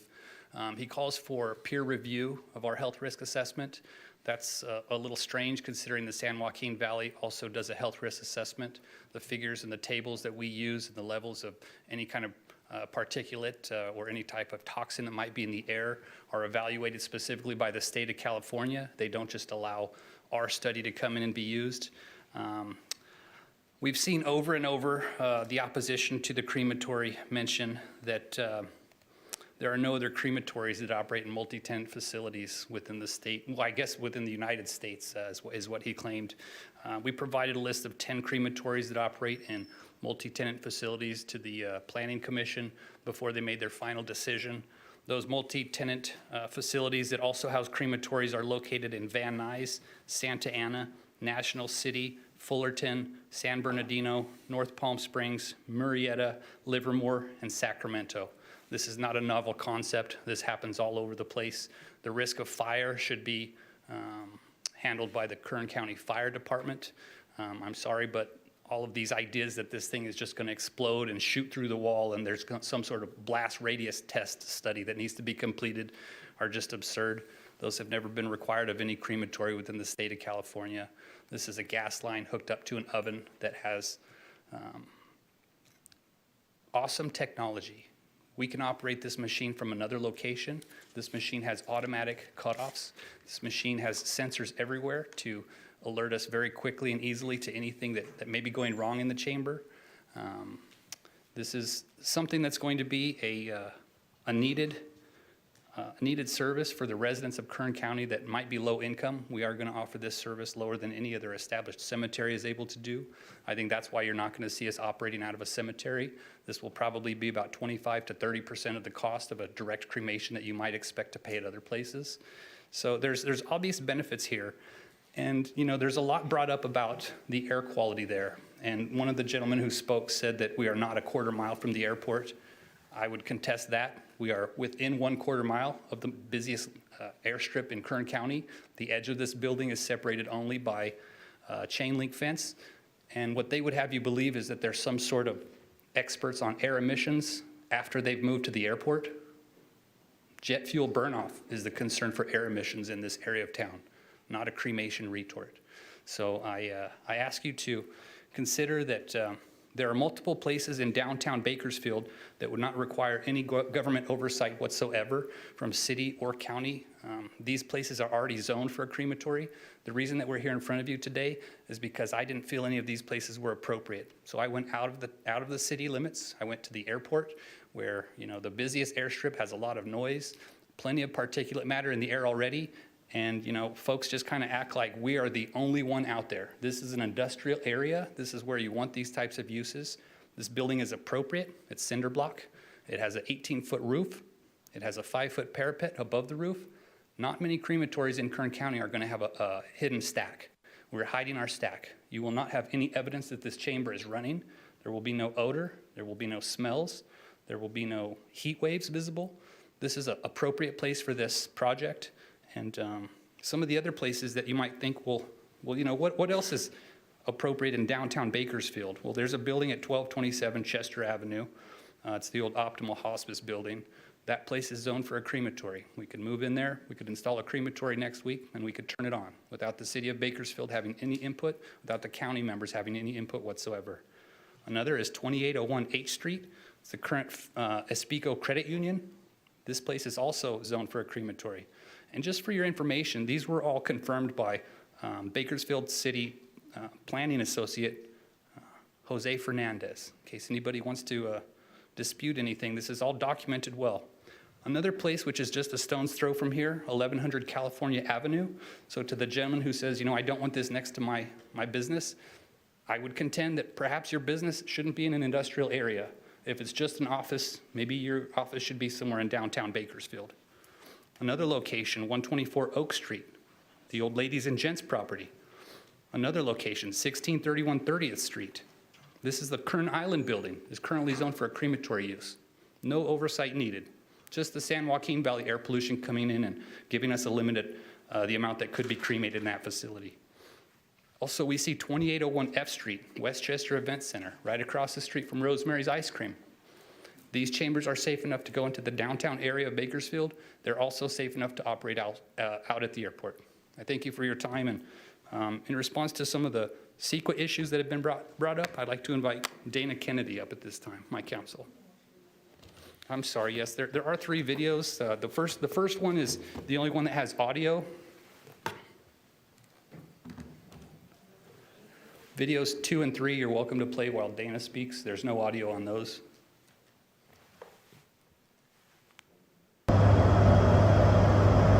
January 29, 2024, just before 4 p.m. Again, we have the 2 stacks over here from our neighbors making some noise.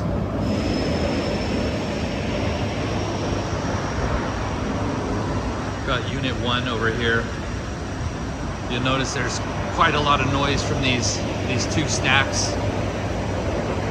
There's other machinery as well operating. They've got it all shielded very well. There's quite a bit of noise over here. Also had some planes flying by. It's not a quiet area.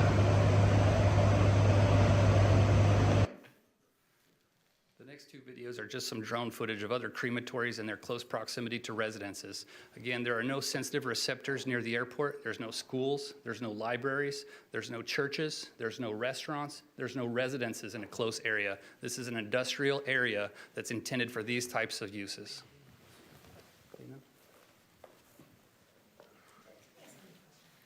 Sure.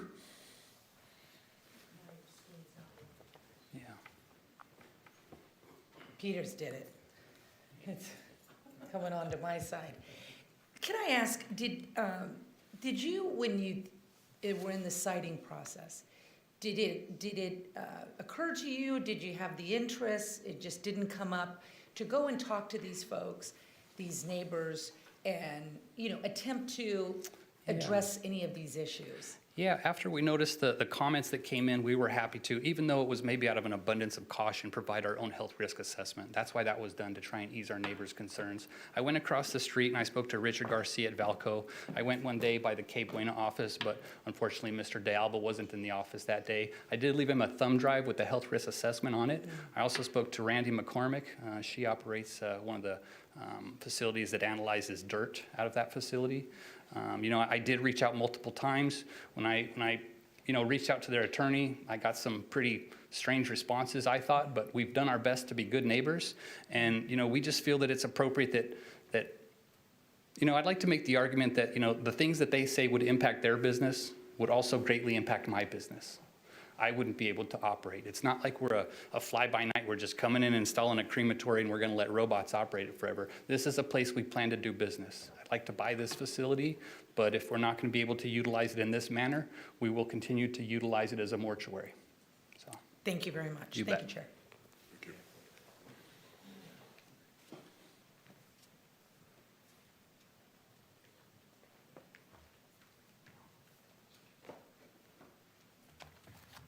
Good afternoon, Supervisors. I'm Dana Kennedy, a land use attorney at Miller Star Regalia, outside counsel to the applicant.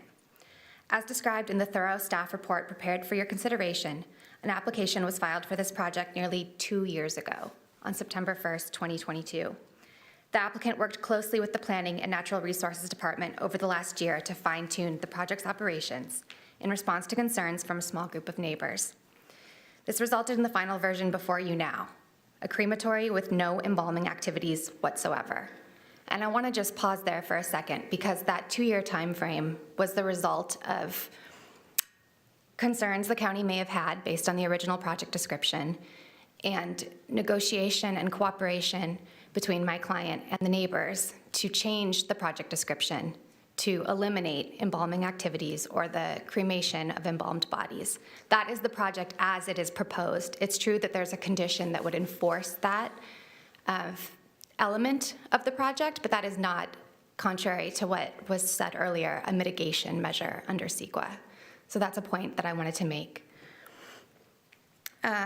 We're grateful for the close attention to the project that staff gave to the project, and for the thoughtful presentation Director Oviatt gave today. I want to take a moment to remind you of the legal setting for today's hearing. As you know, the crematory component of the project, though not the mortuary use, requires a conditional use permit, making it subject to CEQA. The project is consistent with the development intensity established for the site by existing zoning and general plan policies. An environmental impact report analyzing those uses was certified by both the City of Bakersfield and Kern County. As has been described earlier, Section 15183 of the CEQA guidelines mandates a streamlined environmental review process for projects that are consistent with the general plan policies for which an EIR was certified. Therefore, the county is not only permitted by law to find the project exempt from CEQA under Section 15183, it is legally required to do so. Section 15183 is a statutory exemption and would be upheld by a court if challenged. That's particularly true in this case, where the county is relying on substantial evidence prepared by experts in the form of the health risk analysis, the comments from the fire department, and other information that has been shared with the county over the last 2 years. This would still be true even if the appellant had submitted expert or other substantial evidence showing that the project is not consistent with the development intensity allowed by the general plan and zoning. But they have not and cannot. The project is utterly consistent and, in fact, ideally located in an already noisy industrial area of the county. Alleged economic impacts like insurance rates or property values are not impacts under CEQA. CEQA is concerned only with physical changes in the environment. A neighbor feeling grossed out is similarly not recognized by CEQA. Public controversy about a proposed use does not constitute substantial evidence or require CEQA review or an EIR under well-established CEQA precedents. I note also that materials submitted just in the last few days by the appellant's attorney are nothing more than a late hit intended to cause further confusion in hopes of causing another unwarranted continuance or delay. It is well established that this tactic is strongly disapproved by courts in the EIR context and should also be so where an exemption applies. The appellant attempted to bolster the credentials of Mr. John Pryor, whose opinion they attached to certain materials. As the county has already correctly identified, Mr. Pryor is not an expert in any relevant environmental impact topic regarding crematories or otherwise. No substantial evidence, as defined by CEQA, has been presented that the project would present a significant risk of fire or explosion or any environmental impact. On the contrary, county fire professionals have provided substantial evidence, their own lack of concern, to support the 15183 statutory exemption for this project. We trust that the county will understand and comply with CEQA and deny the appeal. Thank you very much for your consideration. I'll be available if you have any questions. Thank you, Ms. Kennedy. Are there others that would like to speak, I guess, on behalf of the original applicant? Okay, seeing none. Mr. Nafisi, am I saying that right, by the way? Yes. Okay. You asked for some rebuttal time, and I recognize the courts do it a little differently, but I'm gonna allow 5 minutes per rebuttal. So if you'd like to do that now, but I am gonna allow both sides to rebut. So they will get, the other side will get a chance to rebut when you complete your comments or your rebuttal. Thank you. Thank you. A couple of housekeeping items. I've been told that there is, in fact, a music school within the radio station and also apparently a restaurant not too far from this site. So I wanted to put that on the record. And I guess you guys, you have received a petition with what I'm being told is 1,900 signatures opposed to the project. Not that that has CEQA relevance, but I think it's important for the board to realize what the public view of the project is. I honestly don't have much to add. The testimony or the comments by the applicant's attorney basically just doubled down on everything that had been said earlier. I just can't fathom that why there's this persistent effort to really reduce the comments about the risk to just evidence of a financial impact, where we're very clear, where can't be more clear that it's not being presented to show only that the project would cost the neighbors money, but that the reason why there is this risk, that the reason why the insurance premiums have gone up and will go up is because of the risk. And then, quite honestly, with all respect to the professionals in the fire office, fire department, the absence of concern or absence of comments by a office within an agency like the county hardly counts as substantial evidence. We're actually pointing to the testimony or the comments of a professional risk assessor who is saying this project poses a severe risk of explosion, and that's been discounted as that doesn't count as anything, but you're being asked to consider the absence of a comment as substantial evidence that there is no danger.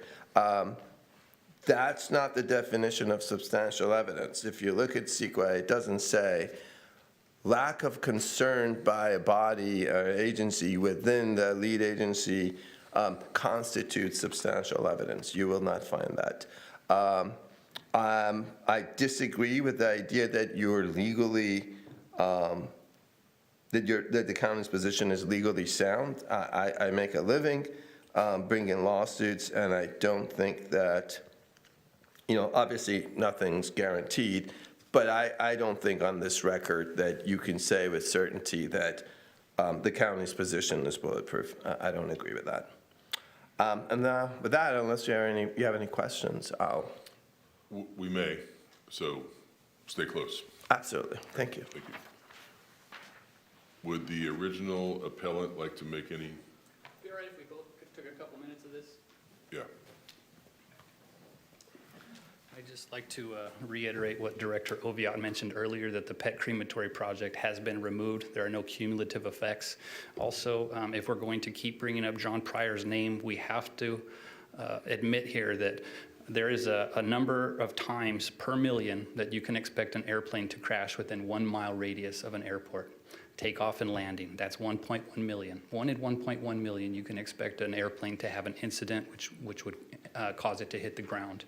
If I'm understanding correctly also that they provided examples of crematory fires, one of those fires occurred within the state of California in the last 10 years, and somewhere between 1.4 and 1.5 million residents of California have been cremated in that time. So we see one fire in the last 10 years highlighted, and we are wanting to do possibly 2 to 3 cremations a day.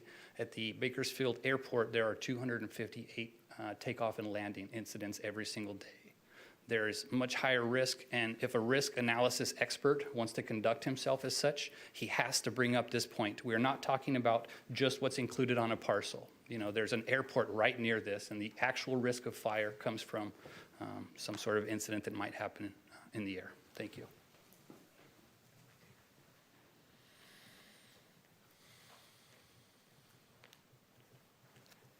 Hi, I'm Dana Kennedy again. Just a few additional points. I understand that the appellant is claiming that both the insurance premiums have increased, and they have a feeling that that was because of the crematories being listed on the rent roll. I think we're all aware that insurance premiums all over California for all property owners, all business owners, myself included, my homeowner's insurance went way up this year. Maybe yours did too. I have seen no evidence that the insurance premiums increase were linked to these tenants. They've said so. I have seen no evidence of that, substantial or otherwise. On the subject of the fire department, I just want to say it wasn't the absence of a comment. It was a response from the fire department saying that they have no comment, which is a key difference. And I also understand from Director Oviatt that representatives from the fire department are here today in case you would like to get a comment on the record. We'd be very open to that. Thank you. Thank you. So I think that concludes the public hearing and even some rebuttal on both sides. So I'm going to close the public hearing. I'm going to return it to the board, but first I'm going to go to Director Oviatt. Ask for your comments. Thank you. Chairman Couch, members of the board, there is a little bit of confusion in this record that I would like to clarify. First, I would ask if County Council could clarify what role Mr. John Pryor, there seems to be a representation that he somehow worked for risk management or made representations to the county.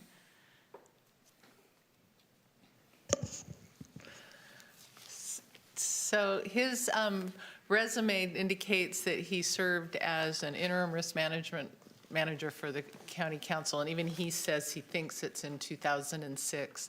And I'm not completely certain, but I was employed by the county council's office in 2006, and I do know that at one time, the then county council, Mr. Bernie Barman, hired Mr. Pryor to do a study and prepare a report looking into the county's risk management program. And he was in and out of our office, but was never introduced as a member of our staff. He did, at the end of a year or so, create a document that was an analysis of the county's risk management program.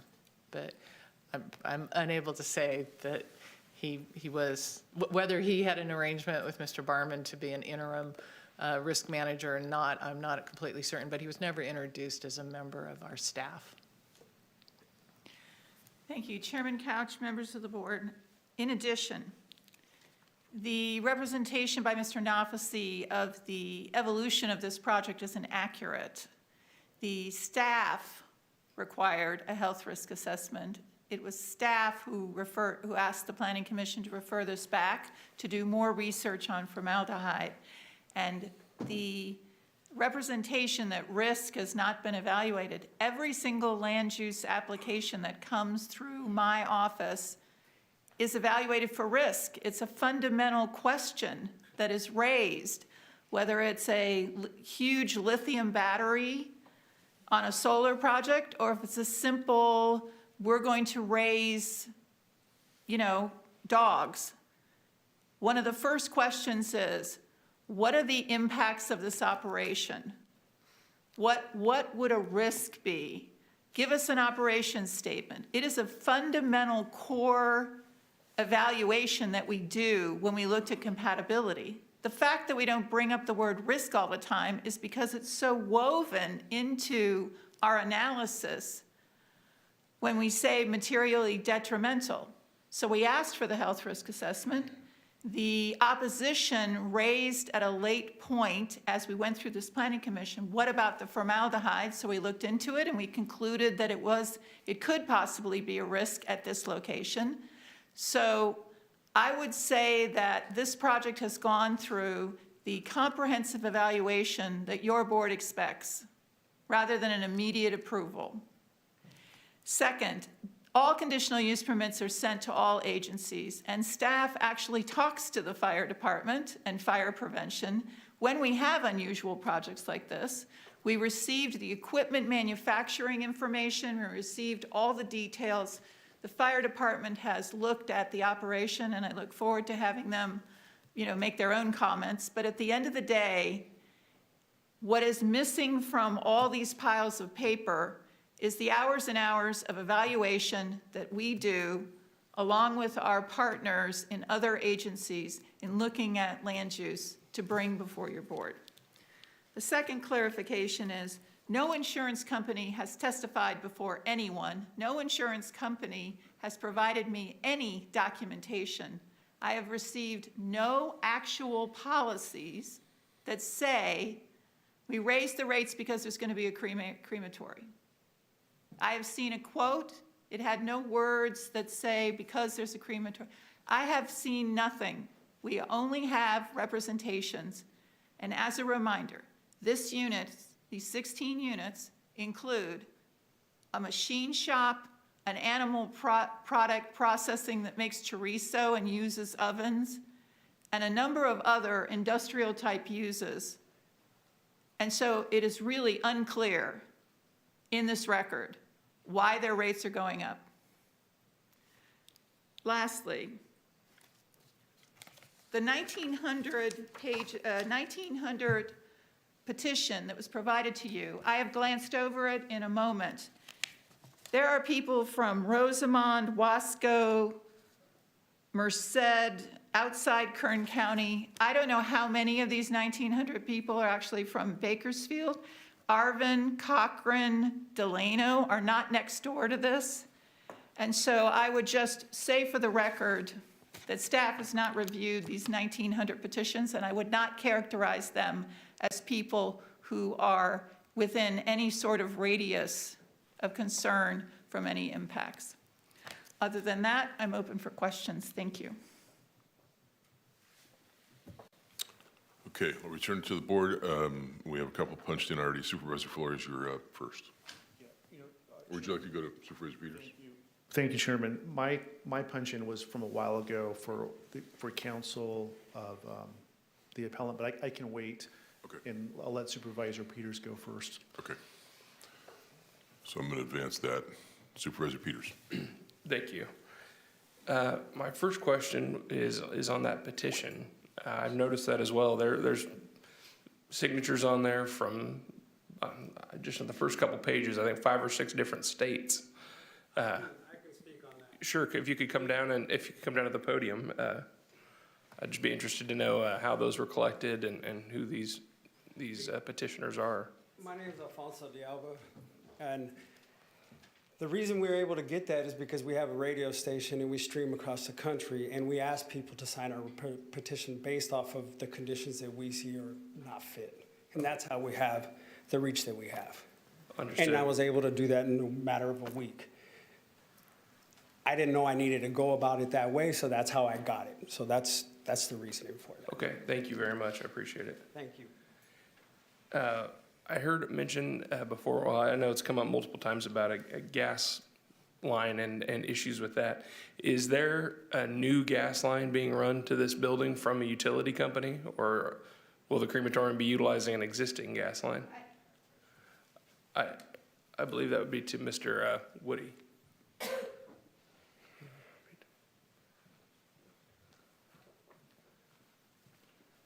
The previous business, the pet crematory, which was going to go into Unit 5, did install a gas line which went over the side of the building, over a number of roofs.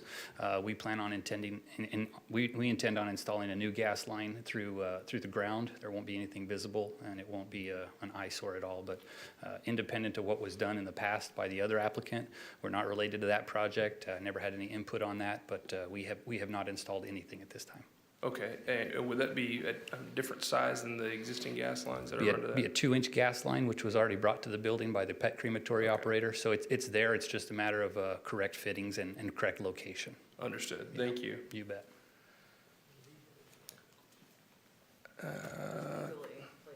Let me jump ahead real quick.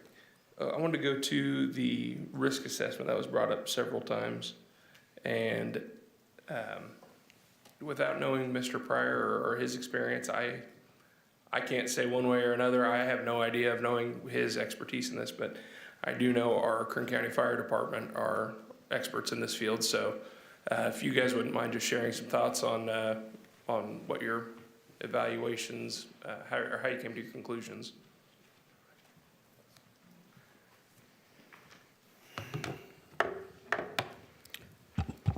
Good afternoon, Board, Chairman. My name is Aaron Duncan. I'm your fire chief. I have 24 years with the Kern County Fire Department, and my business is risk management. My job is to know what is safe and what is not safe in Kern County. There's been a lot of talk about the fire department not giving commentary on this project. That is actually not accurate. Our response was that we have reviewed this. I have my fire marshal here with me.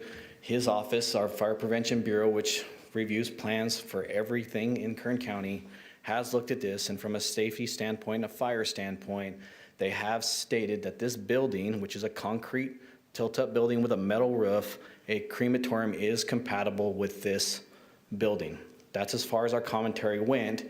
When the applicant, if the permit is approved, when the applicant brings in more information on the type of oven and how it's going to be configured into the building, we will do a further review using the California Fire Code, like we do with every business, and making sure that they adhere to all standards, whether that be sprinklers, alarm systems. All of that will be tightly watched, and we will not allow anything to be permitted in the county that does not follow the California Fire Code. That concludes my comments. Thank you, Chief. I believe I might have some additional comments later. I think that's all I have for questions right now. Supervisor Flores, would you like to go ahead? Thank you. I did have a question for the original applicant, had a video that showed the stacks. What were those stacks of? What was that? I heard it, I saw it, but what was it? Those are the stacks of incinerators. The neighbors just behind our units use those to heat metal and bend metal. Okay. I'm not sure what all they use. Those are exhaust fans. It's a welding facility. They weld under there and they blow their... I'm sorry, hang on. Could you? Yeah, just for some context, I just wanted to know what I was looking at. Yeah, I spoke to the gentleman there at POS, and he says that those are used for heating metals. They are heat, whether they're called incinerators or ovens, or I'm not sure the technical term for the piece of machinery that they have, but it's very similar, and it's stacks that go up and emit emissions. Okay, thank you. Thank you for the context and the clarification. I did have a question for staff from Ms. Oviatt. There was some discussion from the counsel of the appellant who talked about special exemptions versus mitigations, that you can't have both. Can you elaborate on that a bit? What are we asking for in terms of mitigations, and can we do that? Supervisor Flores, through the chair, We are doing a conditional use permit. Unfortunately, the word mitigation was used. We are not putting mitigation on this. Mitigation is done through a negative declaration or an environmental impact report. We are putting appropriate conditions on this that are appropriate for the compatibility finding in the zoning ordinance. So while CEQA does look at environmental impacts, there are also policies in the general plan and policies in the zoning ordinance that also talk about compatibility and how industrial uses work. So that is why we can put conditions on this. They also have co-benefits with environmental impacts. But in reality, the special exemption, which essentially says, this is a project already approved, by the way. These 16 units already went through a CEQA analysis. They already went through a PD plan.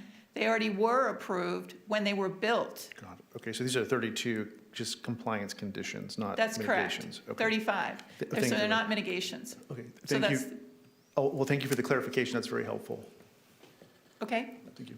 Okay, so lastly, there's been a lot of talk of insurance and rate increases and what have you. So I know that we haven't legally established a nexus other than a quote, but even if one was established empirically, can we use that as a basis of land use findings and approvals? Certainly, I will defer to county council, and we have discussed this, but as I said in my presentation, this is a slippery slope. You know, you would be delegating your land use authority to insurance companies. Okay. And if they decide to raise the rates, and I did not use the word random, although Mr. Nafasi did, I said there are non-public internal factors that insurance companies are not required to completely reveal. And that comes from the state insurance commissioners who agree. And so we do not know completely all the factors they use.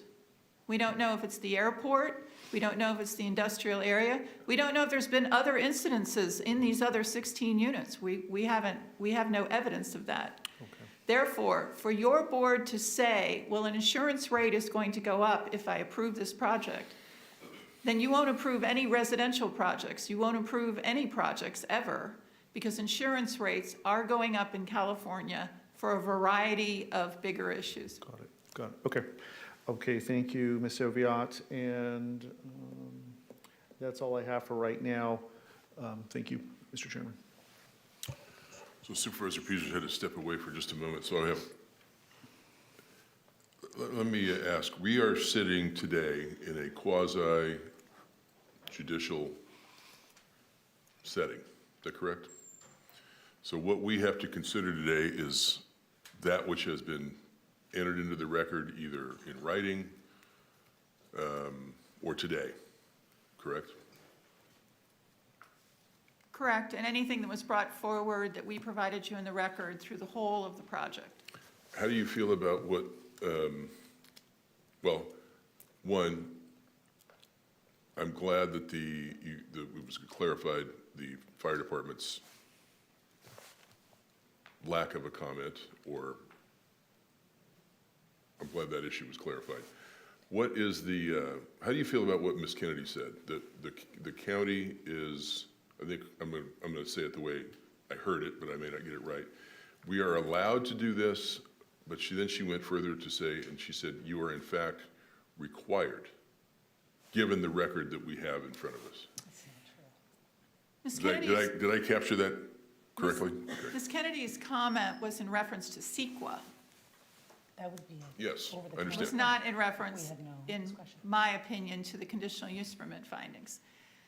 She was responding to Mr. Nafasi's statement that you must do an environmental impact report. Correct. And she is asserting that you have no findings for that, and in fact, CEQA requires that you use this streamlining. That is different from the findings on a conditional use permit. As I noted in my introductory presentation, you know, if you can make these findings for denial and you can verbally explain for the record what those findings are specifically, these concerns, these are not just concerns, but these are actually material things that we can write up because they have to be written up for the record, then you can deny it. Based on the facts. Based on the facts that you record. have.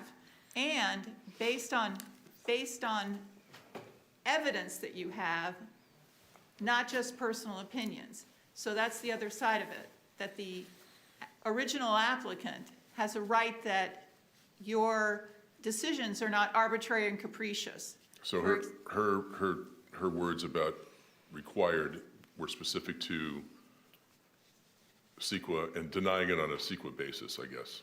Yes, or referring it back for an environmental impact report, which was one of the suggestions that was made. Okay.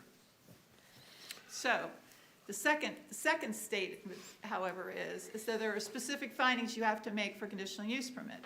While it's true that this use is not allowed without a conditional use permit, it is allowed with conditional use permit unless you can make the findings. You can't make the findings that it's not consistent with the general plan and zoning, because it is. You can't make the findings that it doesn't meet the minimum zoning requirements, because it does. It's an existing building. They're not even building anything outside of the building. You can't make the findings that that it's not eligible for conditional use permit, which leaves you with detrimental to health, safety, and welfare of the public, property, or residents in the vicinity. There are no residents, so you would have to make a finding specifically that it is detrimental to the health, safety, and welfare of the public, the people who are walking in and out of these offices, or the employees, or the property. And for the record, you would have to tell me specifically what that detriment is. You would have to make that specific written finding. Although I try to be as helpful as I can for your board's thinking, on this particular case, I have been unable to come up with any sort of written explanation, given the restrictive conditions that we've placed on this project, which are very, very restrictive from the perspective of a business model. No embalmed bodies, no embalming there, which will be sent to some other facility. So in that respect, at this point, it is up to your board's thinking on what direction you wish to go. Okay, well, Supervisor Perez is punched in, and then Supervisor Peters. Thank you. Can I ask the applicant, the original applicant, a question, please?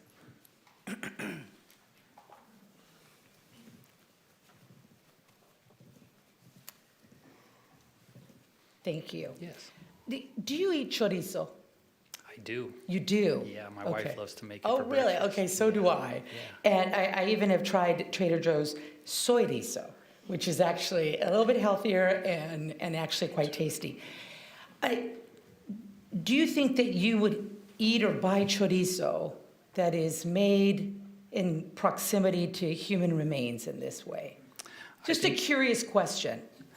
You know, I've lived in 5 different funeral homes throughout my life. I've woken up 3 to 4 times in the middle of a night for work to go pick up someone who's passed away and bring them back.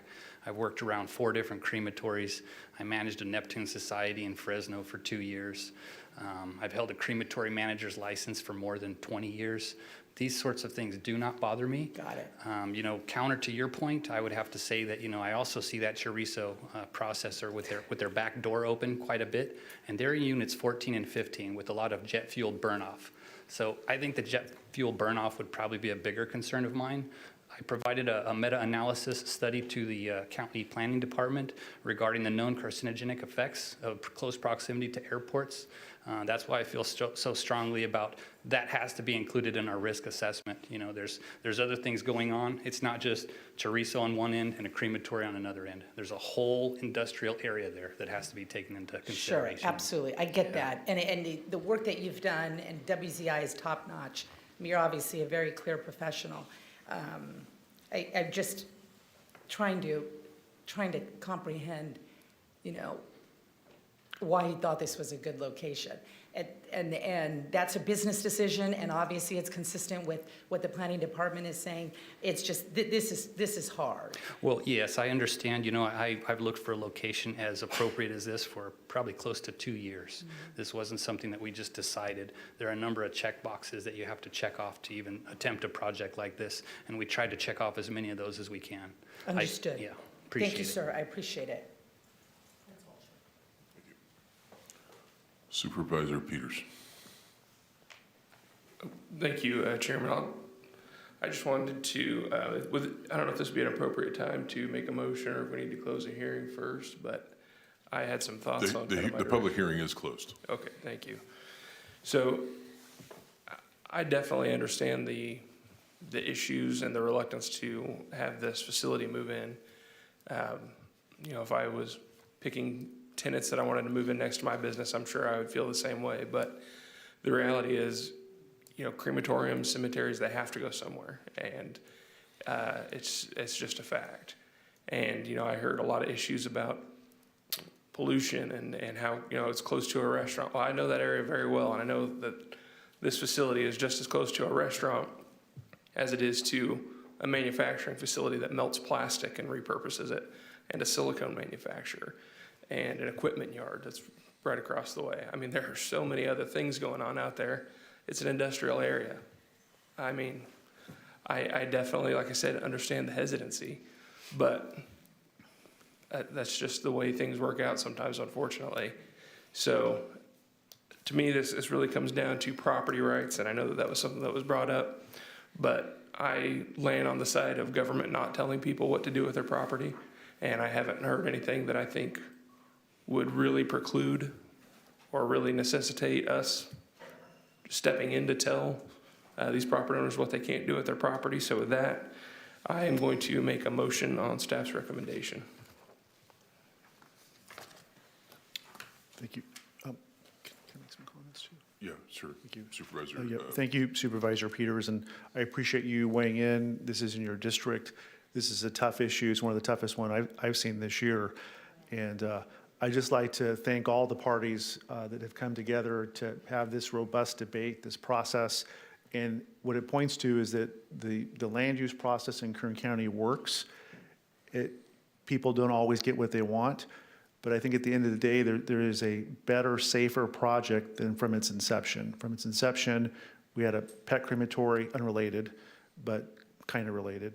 That's no longer on the table. No longer do we have aquafication. No longer do we have embalming. So I think the 35 conditions that you've put on is a testament to those that have appealed, helping the neighbors, helping everybody. At the end of the day, I think we have a better project, so I'm willing to second that motion, and let's proceed. I don't see any other lights on or any other comments. We have a motion and a second. I will make this comment, and that is, I recognize that this is not what you think is the best neighbor for you. And full disclosure, I met with Mr. Lebroni, Mr. De Alba. Did I say that right? Yes, sir. And I met with the applicant, the original applicant, spent about an hour with each of you. And you both, I appreciated both meetings and both the way you conducted yourselves. And I have been paying attention closely, looking for what is in the record. And based on what I have heard from our staff and what I don't find in the record, I'm going to support that motion. But, and I do appreciate the way you all have conducted yourselves, both sides. So I appreciate that. Supervisor Perez, do you have any further comment? Okay. So we have a motion and a second. Please cast your votes. The motion is approved, 3 ayes, 1 absent, Supervisor Scrivener, 1 opposed, Supervisor Perez. Thank you. That concludes item 4.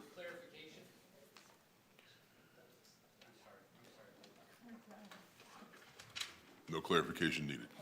Well, Okay. just for clarification, staff's recommendation was to deny the appeal. That's correct. Okay. Okay, that concludes item 4. Thank you all for that. Takes us over to, is it 37? Yes, 37. 37 is a public hearing on the proposed purchase of real property located at 34970 McMurtry Avenue in Bakersfield from McMurtry Investments LLC for use as a sheriff coroner facility and future animal services facility. I'll turn that over to our interim CAO, and full-time CFO. Elsa Martinez. Thank you, Mr. Chairman and members of the board. Before we move forward with the hearing for the proposed purchase of real property, I want to take a few minutes to provide your board and the public with the background and the timeline of this proposed purchase. I also want to answer some questions that were posed this morning and to clarify misinformation that has been circulated. So it is no secret that the county has multiple facilities in need of significant improvements or replacement. In fact, in recognition of this need, your board approved our recommendation to begin setting aside funds such as one-time sales tax receipts associated with wind energy construction projects to fund much-needed capital projects since 2011. Over the years, this set-aside or designation has increased by other one-time general fund revenues. I wish I could tell you that I can find $30 million, but I don't have that ability. I can do two jobs, but I cannot find $30 million. We have carefully been planning for 13 years to be able to start replacing our infrastructure. The county has numerous projects that have been postponed due to limited resources since the county has prioritized programs and services for our community, especially in light of the decline of property tax from oil and gas in 2016. However, we must recognize that infrastructure is crucial to effectively serve the public. County staff annually, as part of the long-term fiscal planning, evaluates the capital needs, the resources available, and the potential for debt issuance to fund capital projects. If you recall, recently, the completion of 2 psychiatric health facilities were celebrated. That's one of the projects that we evaluated carefully for debt financing, and that facility was financed. It was not paid with cash. Since 2018, we have listed the Corner facility along with the County Public Safety Radio Communication System, the Animal Control Facility, park improvements, and the replacement of our payroll and financial management system as priority projects in the county budget. Again, you can go back to every budget book since 2018 and have the list of those projects as priorities. And if those projects sound familiar, it's because since 2018, we have been setting aside funds, seeking and securing grants for our parks, for example, and our libraries. And we have been bringing those projects to your board for consideration. These projects did not suddenly become priority. We have been working on those projects for over 6 years. I think there's misinformation that we call the grand jury to justify projects. That is absolutely not true. We carefully plan, we carefully set aside funds before we bring any recommendation to your board. In 2020, the COVID-19 pandemic only increased the need for a new corner and morgue facility. The current facility, built in 1974, is too small. It's only 12,224 square feet, and it doesn't serve the needs of our community. And during the COVID-19 pandemic, we had to buy a mobile trailer just to meet the needs of the community. If you have ever visited that facility or had the unfortunate situation of finding a loved one there, it is not a dignified facility. Not only small, but we also share that facility with Kern Medical. So property management staff, along with Corner staff, tour and research over a dozen properties. We actually considered that the building on 18th Street that currently houses our crime lab as one of the options, but it didn't meet the needs because based on capacity, location, accessibility, and potential for future growth, the building on Crematory Avenue was determined to be the most efficient use of county funds to satisfy several county needs in one location. The question was asked, why not do an RFP? Your board has authority under the government code and our county ordinance to consider purchasing, leasing, and otherwise acquiring real property for the use of county without a request for proposal process. This authority is, in fact, the authority that every California county is able to use to secure debt financing through certificates of participation for capital projects. In 2021, my predecessor, James Service, presented to your board a very detailed analysis for the lease purchase of the facility. This lease did not just morph into a lease and a capital purchase. The proposed lease presented by Mr. Service contemplated from day one the purchase of the facility, along with the option to purchase the land for the animal control facility. Originally, based on tenant improvements included in the 2021 agreement, it was anticipated that the current facility that was 72,556 square feet facility will be developed into 100,000 square feet of usable space, including growth space for other county purposes, after all the tenant improvements were finalized. There have been questions about the size of the facility. Again, we anticipated a size, but after the lease improvements were completed, the final usable space is close to 90,000 square feet. The lease included a 3-year lease to begin when the tenant improvements were finalized, with the option to purchase on the 3rd year. This morning, some questions were presented regarding the county's right to exercise the purchase option. The agreement clearly states that the option to purchase may be exercised during the first 2 years of the term of the lease, and the lease commences on the acceptance date, defined as the date on which the county takes possession.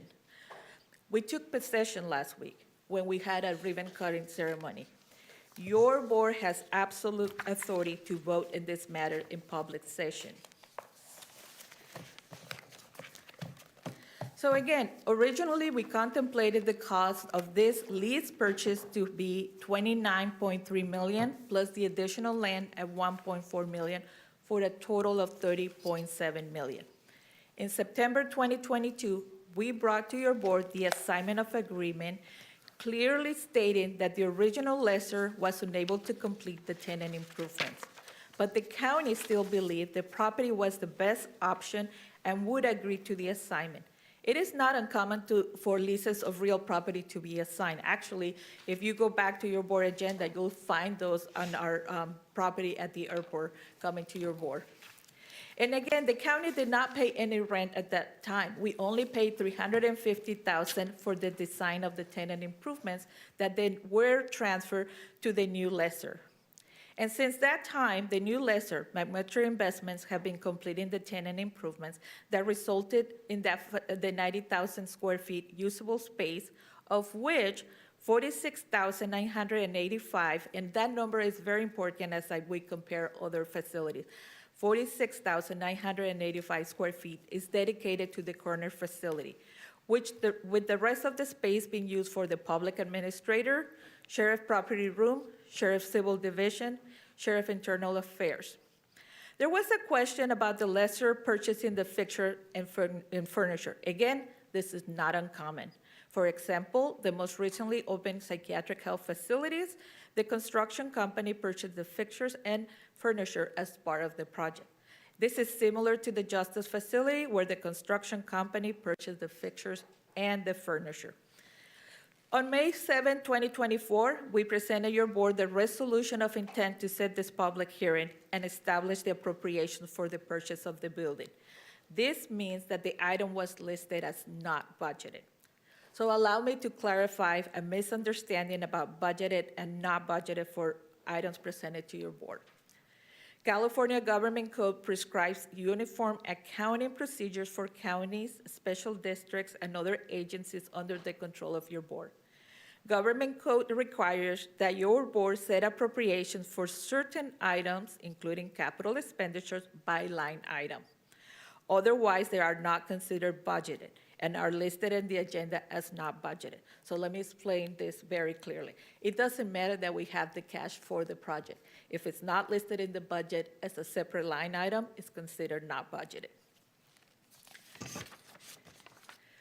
So originally, we anticipated completing the purchase of the building after the lease option. However, as part of the assignment of the original lease, the county has the option to purchase the building and all tenant improvements sooner. We expected the purchase to occur next fiscal year. Therefore, we did not include a line item in this year's budget for the purchase.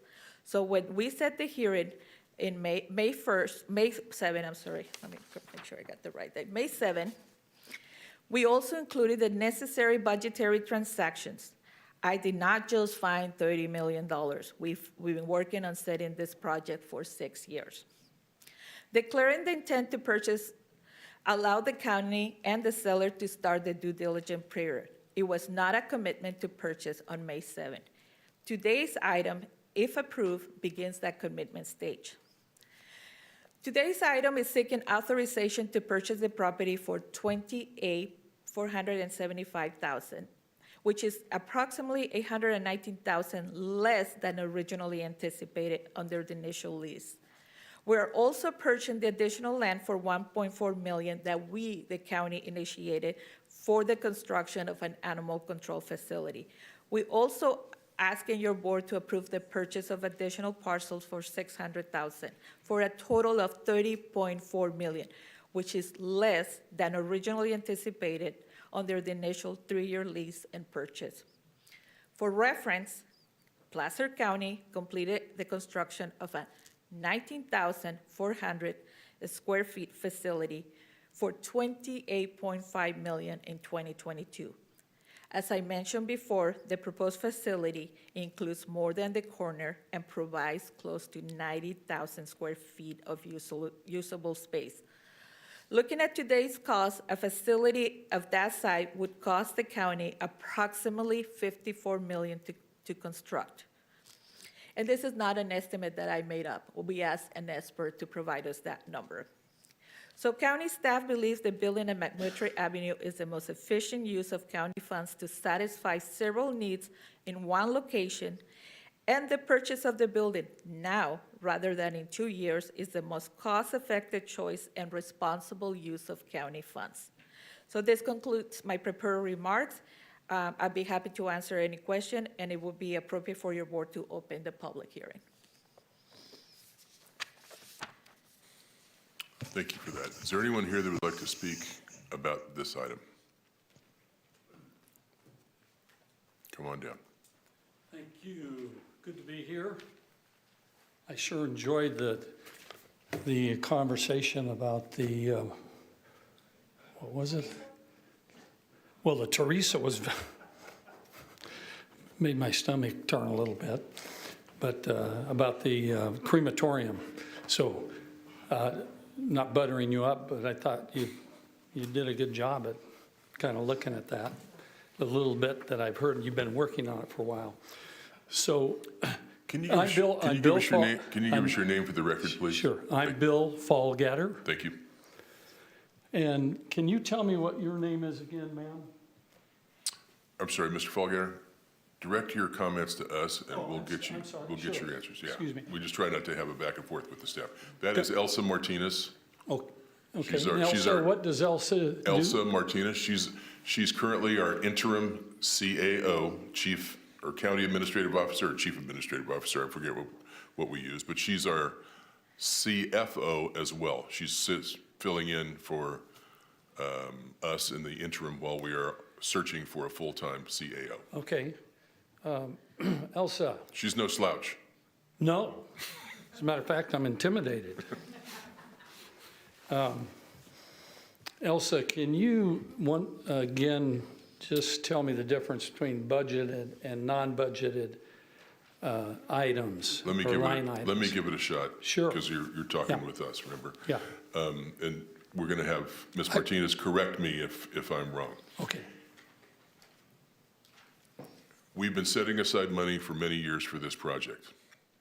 That doesn't matter when it comes to the California Government Code, because we did not budget this year, this fiscal year, July 1 of last year to June 30th of this year.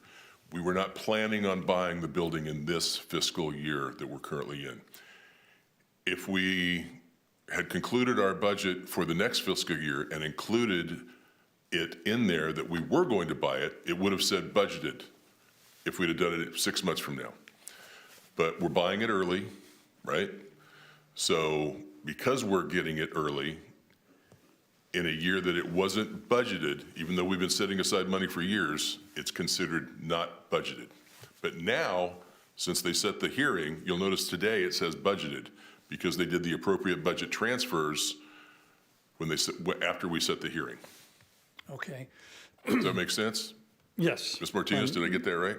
Close enough for government work? You're absolutely correct. Okay. You looking for a new job? No. Sometimes, yes, I am. Okay, for clarification, just on the bigger picture, money set aside, so there's a pot of money, more than 30 million that's been set aside, because there's numerous projects. Is that correct? Yes, sir. Okay. Do we have a number that we've saved up as a county for these kind of infrastructure projects? Is that a number that we could pinpoint? I don't have it off the top of my head, but we can get that for you. It's in you can refer to our budget document from last year. That's where we would find that for the most current one, right? And we're in the process we're going to start budget hearings very soon, and in that draft budget for this coming fiscal year, it'll be in that document as well. Okay. So, supervisors, educate me a little bit about leases. So the agenda describes what we're talking about today is the purchase of, excuse me. That's correct. Yeah, the purchase of property, real property. Yes. Okay, so, when I think of property, it's like this. And then there's also a lease involved, is that correct? I'm going to turn to Ms. Martinez right now, but it's my understanding we had it leased, and this is now executing the option to buy it that was in the lease. That is correct. When we enter into the lease, we had a lease purchase agreement. We had the option to buy the building. We could have leased it for a while and paid more money and ended up buying it. I believe isn't that the reason we're buying it early, is because then we are not going to make any lease payments. Okay. Because the lease payments didn't start until we took possession, which was roughly a week ago, correct? And the lease, when was that signed? The lease agreement? I don't recall when was that, Ms. Martinez? We enter into the lease agreement in March 2021. A couple of years ago. Okay. That original lease 3 years ago. was with MD VAC? That is correct. Yes. The original agreement was with NDBAC, and then there was an assignment of lease to. And then MD-VAC sold the property. To make Mercury Investments? Whoever that was. Yeah, And then, okay. yes, and then we had to act, if I recall correctly, to assign that contract or that lease to the new owners. Okay. So,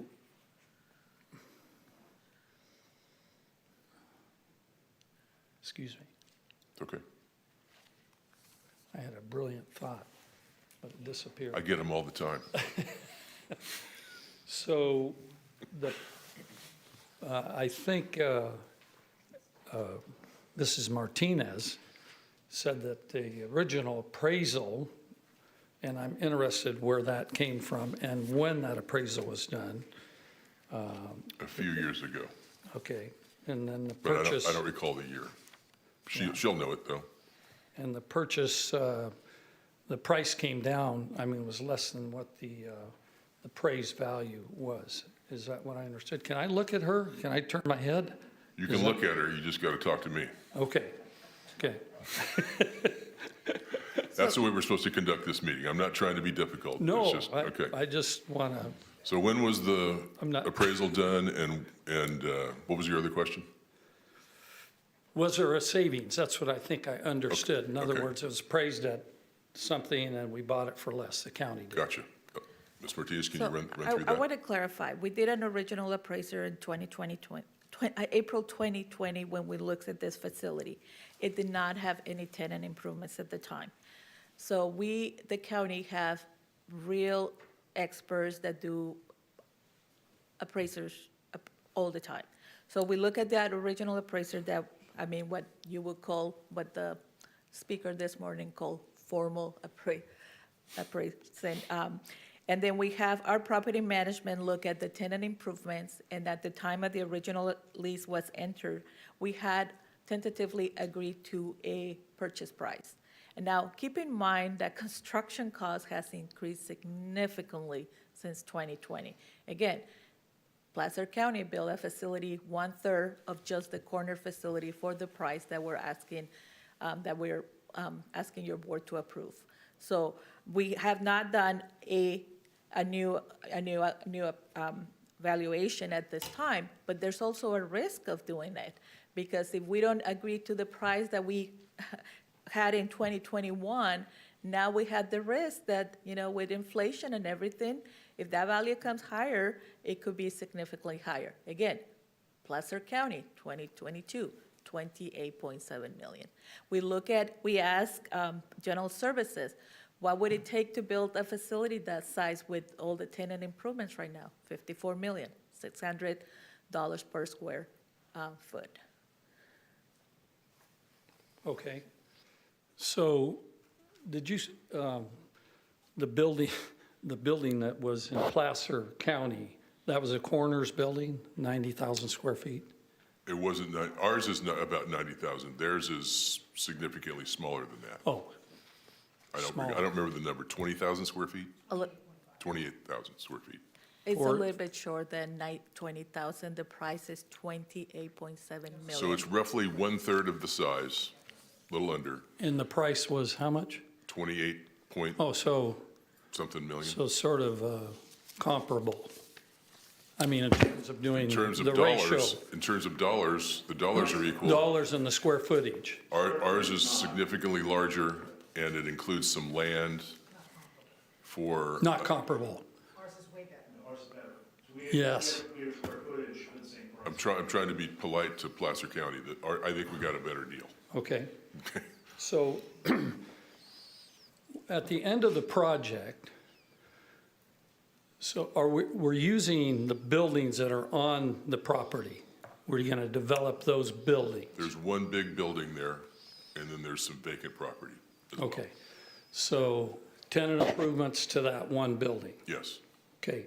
That does not include in the end of the $30 million project any building for the animal thing. not yet, no, Not yet. correct. But there's some property bought in anticipation of. Yes, Okay, is that the property to the west? I believe it's the property directly to the south of the building. You know where the building is? You've been Yeah. there? Okay. As you drive in the driveway, you're driving right past some vacant property to get to a parking lot. Okay, And that property that's vacant is on the frontage. This sets back off the road. all right. And then the other property that's the, I believe we're buying the sump as well, which is right on the corner, and then the property to the west. to the west. Correct. Okay. Is it all the property that I see that is vacant? Are we buying all of it? That is correct. Okay, And the acreage, total acreage is, that's a good question. Do you have an approximate number on that, It's actually 14.06 acres of land. including what the building sits on? Yes, including the building. Okay. We can get you the details on how much vacant land is left and all that, but, not so much. well, I don't want you to walk away, Those, it's like if you go to hotels, you I don't walk don't away have all hungry. that. I don't want you to walk away without all the information. Okay. I probably don't need all that information. Just some things, that sheet that I turned in to Kathleen, and that you've seen some of those questions on. I don't think Just we've, perked my interest in a few things. So we're going to get, is this new building going to enfold everything that has to do with the coroner and morgue? What's it going to encompass? my understanding, it includes, and check me where I'm wrong, the coroner and the morgue, both, coroner's office and the morgue, internal affairs, sheriff's department, internal affairs, sheriff's public administrator, Property. property room, where they store evidence. Okay, The coroner investigator staff would also be located there, Okay. and our civil division would also be located there. And we currently pay rent for the location where our civil division is, so we're gonna have those savings as well. Is that over here off of Truxton? Correct. Yeah. civil division, is that what I'm hearing? Yes, civil division. Investigators? That is where, evictions, I see. garnishments, the public have access to file those. Okay. The So we're, important point, we're currently renting a facility for those people. We're not gonna rent, we own this, no more rent for that. Yeah, that's good. That service. Sounds good. The property that the sheriff currently uses, or the sheriff's. On Norris Road? Norris Road. Okay. Will that continue to be used in the same fashion that it's being used now? That's our understanding, yes. Correct. Okay, so none of the administrative stuff or whatever's done over there is being shifted? Just those services that we just mentioned. Just Okay. internal investigations will be moved from that location. I believe that's where they reside, to the Sorry. new corner facility. The sheriff's investigations will move to this facility as well. They're currently on Norris Road, right? And it's only internal affairs, just to be I'm clear. sorry, internal affairs.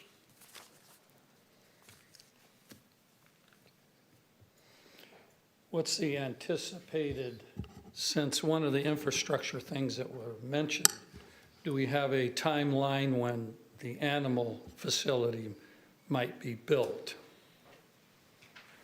It would be our best guess. So in this year budget, your board approved funds for the design of the facility. So we have been working on, with the design of the facility. Once that's completed, usually construction of a facility, once all the funding is, established, it's 3 years, 3 years approximately. And if we do a good job and we do it in year 2, we're going to do it unbudgeted again. Okay. Full disclosure, okay? You're getting some practice here. I think I'm almost there. So tell me how this works. So the county gets an estimate from somebody for this building would cost $54 million if they do it. That's our general services department. Okay, general Who handles services. all our construction. Okay. Not hearsay. Thank you. Typically So- not, no. So is it true that when our county builds a building, they're required to pay prevailing wage? Yes, sir. So does that also, when the county buys a piece of property and they have a contractor, leasee, tenant improvements done, is that prevailing wage? Well, I'm not, if you're talking about the tenant improvements, Yeah, yes, okay, but not the original building.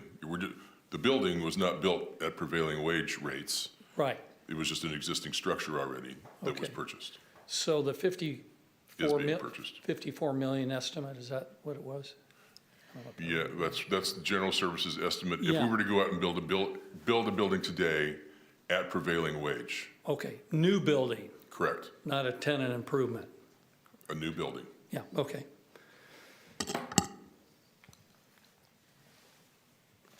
Similar to what we're getting with this building.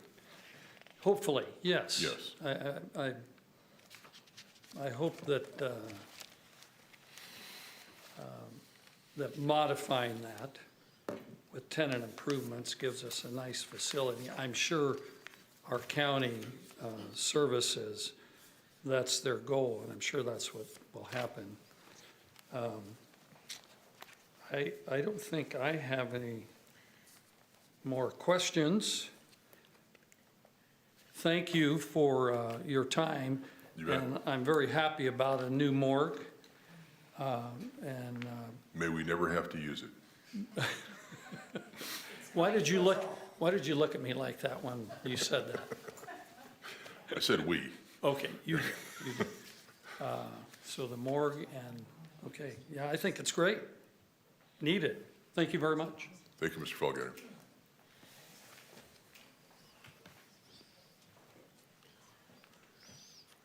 Good afternoon, Board. Mr. Chairman, I just have maybe a couple clarifying questions. So this $34 million is for the outright purchase of acreage and existing structure. Is there an idea how much additional cost there will be incurred to get this structure up and running? Supervisor Couch, if I may, that the tenant's improvements are completed. Yeah, they're done. This So $30 million includes tenant improvements, the building, the land, the entire facility. So tenant improvement means it's already structurally completed inside for what the purposes are intended for. Correct. Yeah, that's good to know. Thank you. In fact, I would invite, I know you don't really want to go visit the morgue, but you should go see it. I want to visit one when I'm standing up. Correct. Yes. Is there any funding that's being provided through any kind of contingencies from the state with our purchasing of this? Is this just strictly Kern County cash? Ms. Martinez? These corner facilities are not something that the state gives you grants for. We always are looking for grants, but this is strictly, again, as I mentioned, set aside of one-time funding of sales tax related to projects, and also one-time resources that come about. If we have extra outside the budget, general fund, local revenue, we've been setting it aside, so it's all local resources. Over multiple years. Okay. Because last I was looking at the paperwork and the budget details were broke at the state level. Yeah, they didn't give us any money. All right. I think that does it. Good report. Thank you. Thank you for coming. Yeah. Mr. Shin, hang on. Supervisor Perez wants to. Mr. Shin, I'd really love for you to go see this facility. When I first started on the board about 12 years ago, I had the opportunity to go and, that's not accurate on timeline. It was some time ago that I went to go see Kings County's coroner's office. And you would think that you had walked into the first world in Kings County, and when you go to Kern County, it would have completely mortified you, I promise you. And I'm embarrassed to say that. I hope I'm not breaking any rules by saying the extent to which our facility was so in such disrepair. It was so inadequate. Not even the proper drainage for bodily fluids. We couldn't, with the air system to keep our people that work there safe and away from consuming these just awful stuff that we have to have in a civilized first world. I mean, Mr. Shin, it would have really, you would have found it incredibly unacceptable. I know you, and I know I have a sense about your standard. And it was so pathetic, and probably not up to standards by 100 matrices, really. And to see that other places throughout the Central Valley that did not have big robust political connections or a ton of money take the time to build a facility so dignified, so beautiful, Mr. Shin. I mean, to walk in there after seeing ours, I could not stop obsessing about it over the last decade because of the disparity. That's a tiny little county. We're here, where we are at the intersection of 99 and 5. We had so many bodies there, a headless woman at our old facility who we have to care for their remains while we seek out, who their families are, and so we can, remain a first world. I mean that. This is such a big and beautiful moment for Kern County. If you knew what we had before and how dilapidated and just not appropriate for the people in this community who want to, handle this chapter of their lives, of their loved ones, with the utmost dignity. And I don't even know if that's worth anything, having said to you. I respect you, and I want you to know that Well, thank you. this is such a moment of my time on this board for 12 years. I mean, it is one of the most significant, profound moments because of how critical this stage is and how just totally inappropriate our services to the community, to the public were. And I'm so grateful that we've saved and obsessed about it over the years. And if you met that team there, that team under Dawn, they would, Mr. Shin, you would feel so good about your government if you listened to her and the care and the love that they give to often just unknown remains, that they hold that standard for Kern County. It says so much about us, and I'd love for you to go see it, and if you want, I'll go with you, if you're interested. But this is really, it's hard stuff, I know. There's never enough resources, and the need is so profound, but this is a big one, and I just can't imagine resolving it before leaving here. It was such a big deal. I humbly submit that to you. Thank you. And I appreciate the information from the board. Thank you.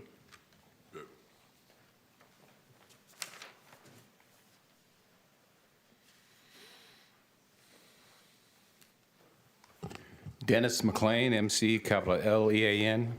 I had one question and one comment. The building was leased in 2021. Has it been occupied by any county employees since then? I think that was, all that's been done was the tenant improvements up until a week ago. So no county or county employees using that To my knowledge, facility? no county, well, they visited to determine what tenant No, I'm improvements talking need to about be maybe done. the sheriff's office or any other department heads? Well, they couldn't, it wasn't Okay. available to work in. Okay, so they... And no lease payments were made until we took possession, which was only a week ago. So they just recently finished the tenant improvements, I take it? Yes. Okay. I don't know the date they finished, but we only took. Okay. I just wanted to mention the old morgue up there when Jim Maloof was a coroner. My refrigeration company did a remodel there, and it was in the late 90s or early 2000. And it was pretty old and, dilapidated, but they spent pretty good money there with air conditioning. We did the coal boxes, and they did the new stainless steel tables, and they upgraded whatever Letitia said was wrong. But hey, life was different back in those days. I mean, it was a huge improvement. And Jim Maloof was I don't know if any of you guys know him. He was a very humorous guy and a great guy for that, for your department up there. So thank you for the time. Thank you. Any other comments? Dennis, thanks for helping to clarify that. I was thinking that the tenant improvements were still yet to come, but that makes more sense. You bought a building that's completely ready. Thank you for that passionate statement. I love that.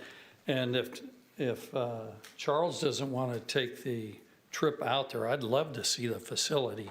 I don't know how that could be arranged, but. We'll help you do that. Okay. That'd be, Yeah. And I'd love for you to meet Dawn and her staff. Okay. I mean, you are going to see the finest of county family. Great. Upholding the highest standards with just unabashedly. These women just blow my mind. It just happens to be a group of women, so that's why I say that. But for 10 years, I mean, you just can't imagine the begging, the prodding, the class of these group of women that take this job so seriously. There could be a TV show on Kern County's, the love and determination of these women. They humble me, and I've been part of the county family that has fought and pushed for this. I'm not trying to get credit for it, but in seeing Kings County, coming back here in Kern County, we feed and fuel the world. I'm looking like this is totally unacceptable. My humble thoughts, but I'd love to go with you. Let's go and let's talk to Dawn and figure out how we can hold each other accountable. so the facility, the coroner's using the facility now. They've moved in. Anybody? What's the timing? Chairman? I don't know the exact timing. So they're beginning to start occupying that facility. There's a lot of process to move from one corner facility to a new corner facility. So they're starting that process right now. Okay. Oh, I could- Bill, Chairman? that's the lesser fault yet. The morgue, what happens to the morgue now? Just curiosity. It will be an empty facility, and we will Figure out what to do with consider it. what we want to do with that. But there's already folks that are interested. Anyway, I'd like to turn to Ms. Rezan. I think, did you still want to jump in? I was just going to add that Civil Division has moved in and Internal Affairs has moved in and has been working out of it for just before the ribbon cutting. That's easier because it's people moving It's in. with files, it's files and boxes, desks it's and computers phones, yeah. and phones. It's not all the coroner equipment and autopsy setups. I know we're late in the day. I just want to ask one last question. We were admonished that I won't say it that way. We got a bunch of questions. And because it was impossible to get these in within 2 minutes, but interestingly, we got them all in writing and did you answer? I believe you did. Are there any questions that are outstanding that we can get back to this, the individual that submitted these? Or did you cover them all in your presentation? I believe I covered them all. Okay. I'm sure we'll hear about it if they think you didn't. All right. Thank you for the discussion. That was a public hearing, so we're going to close the public hearing. I'm going to return it back to the board. Motion on staff's recommendation. Well done. You have a motion by Supervisor Perez and Supervisor Flores second, I believe. Cast your votes. The motion is approved, 4 ayes, 1 absent. Supervisor Scribner. That takes us to the end of the afternoon agenda. I need a motion to adjourn to Tuesday, June 18th, 2024 at 9 a.m. We have a motion. Without objection, we're adjourned. Thank you.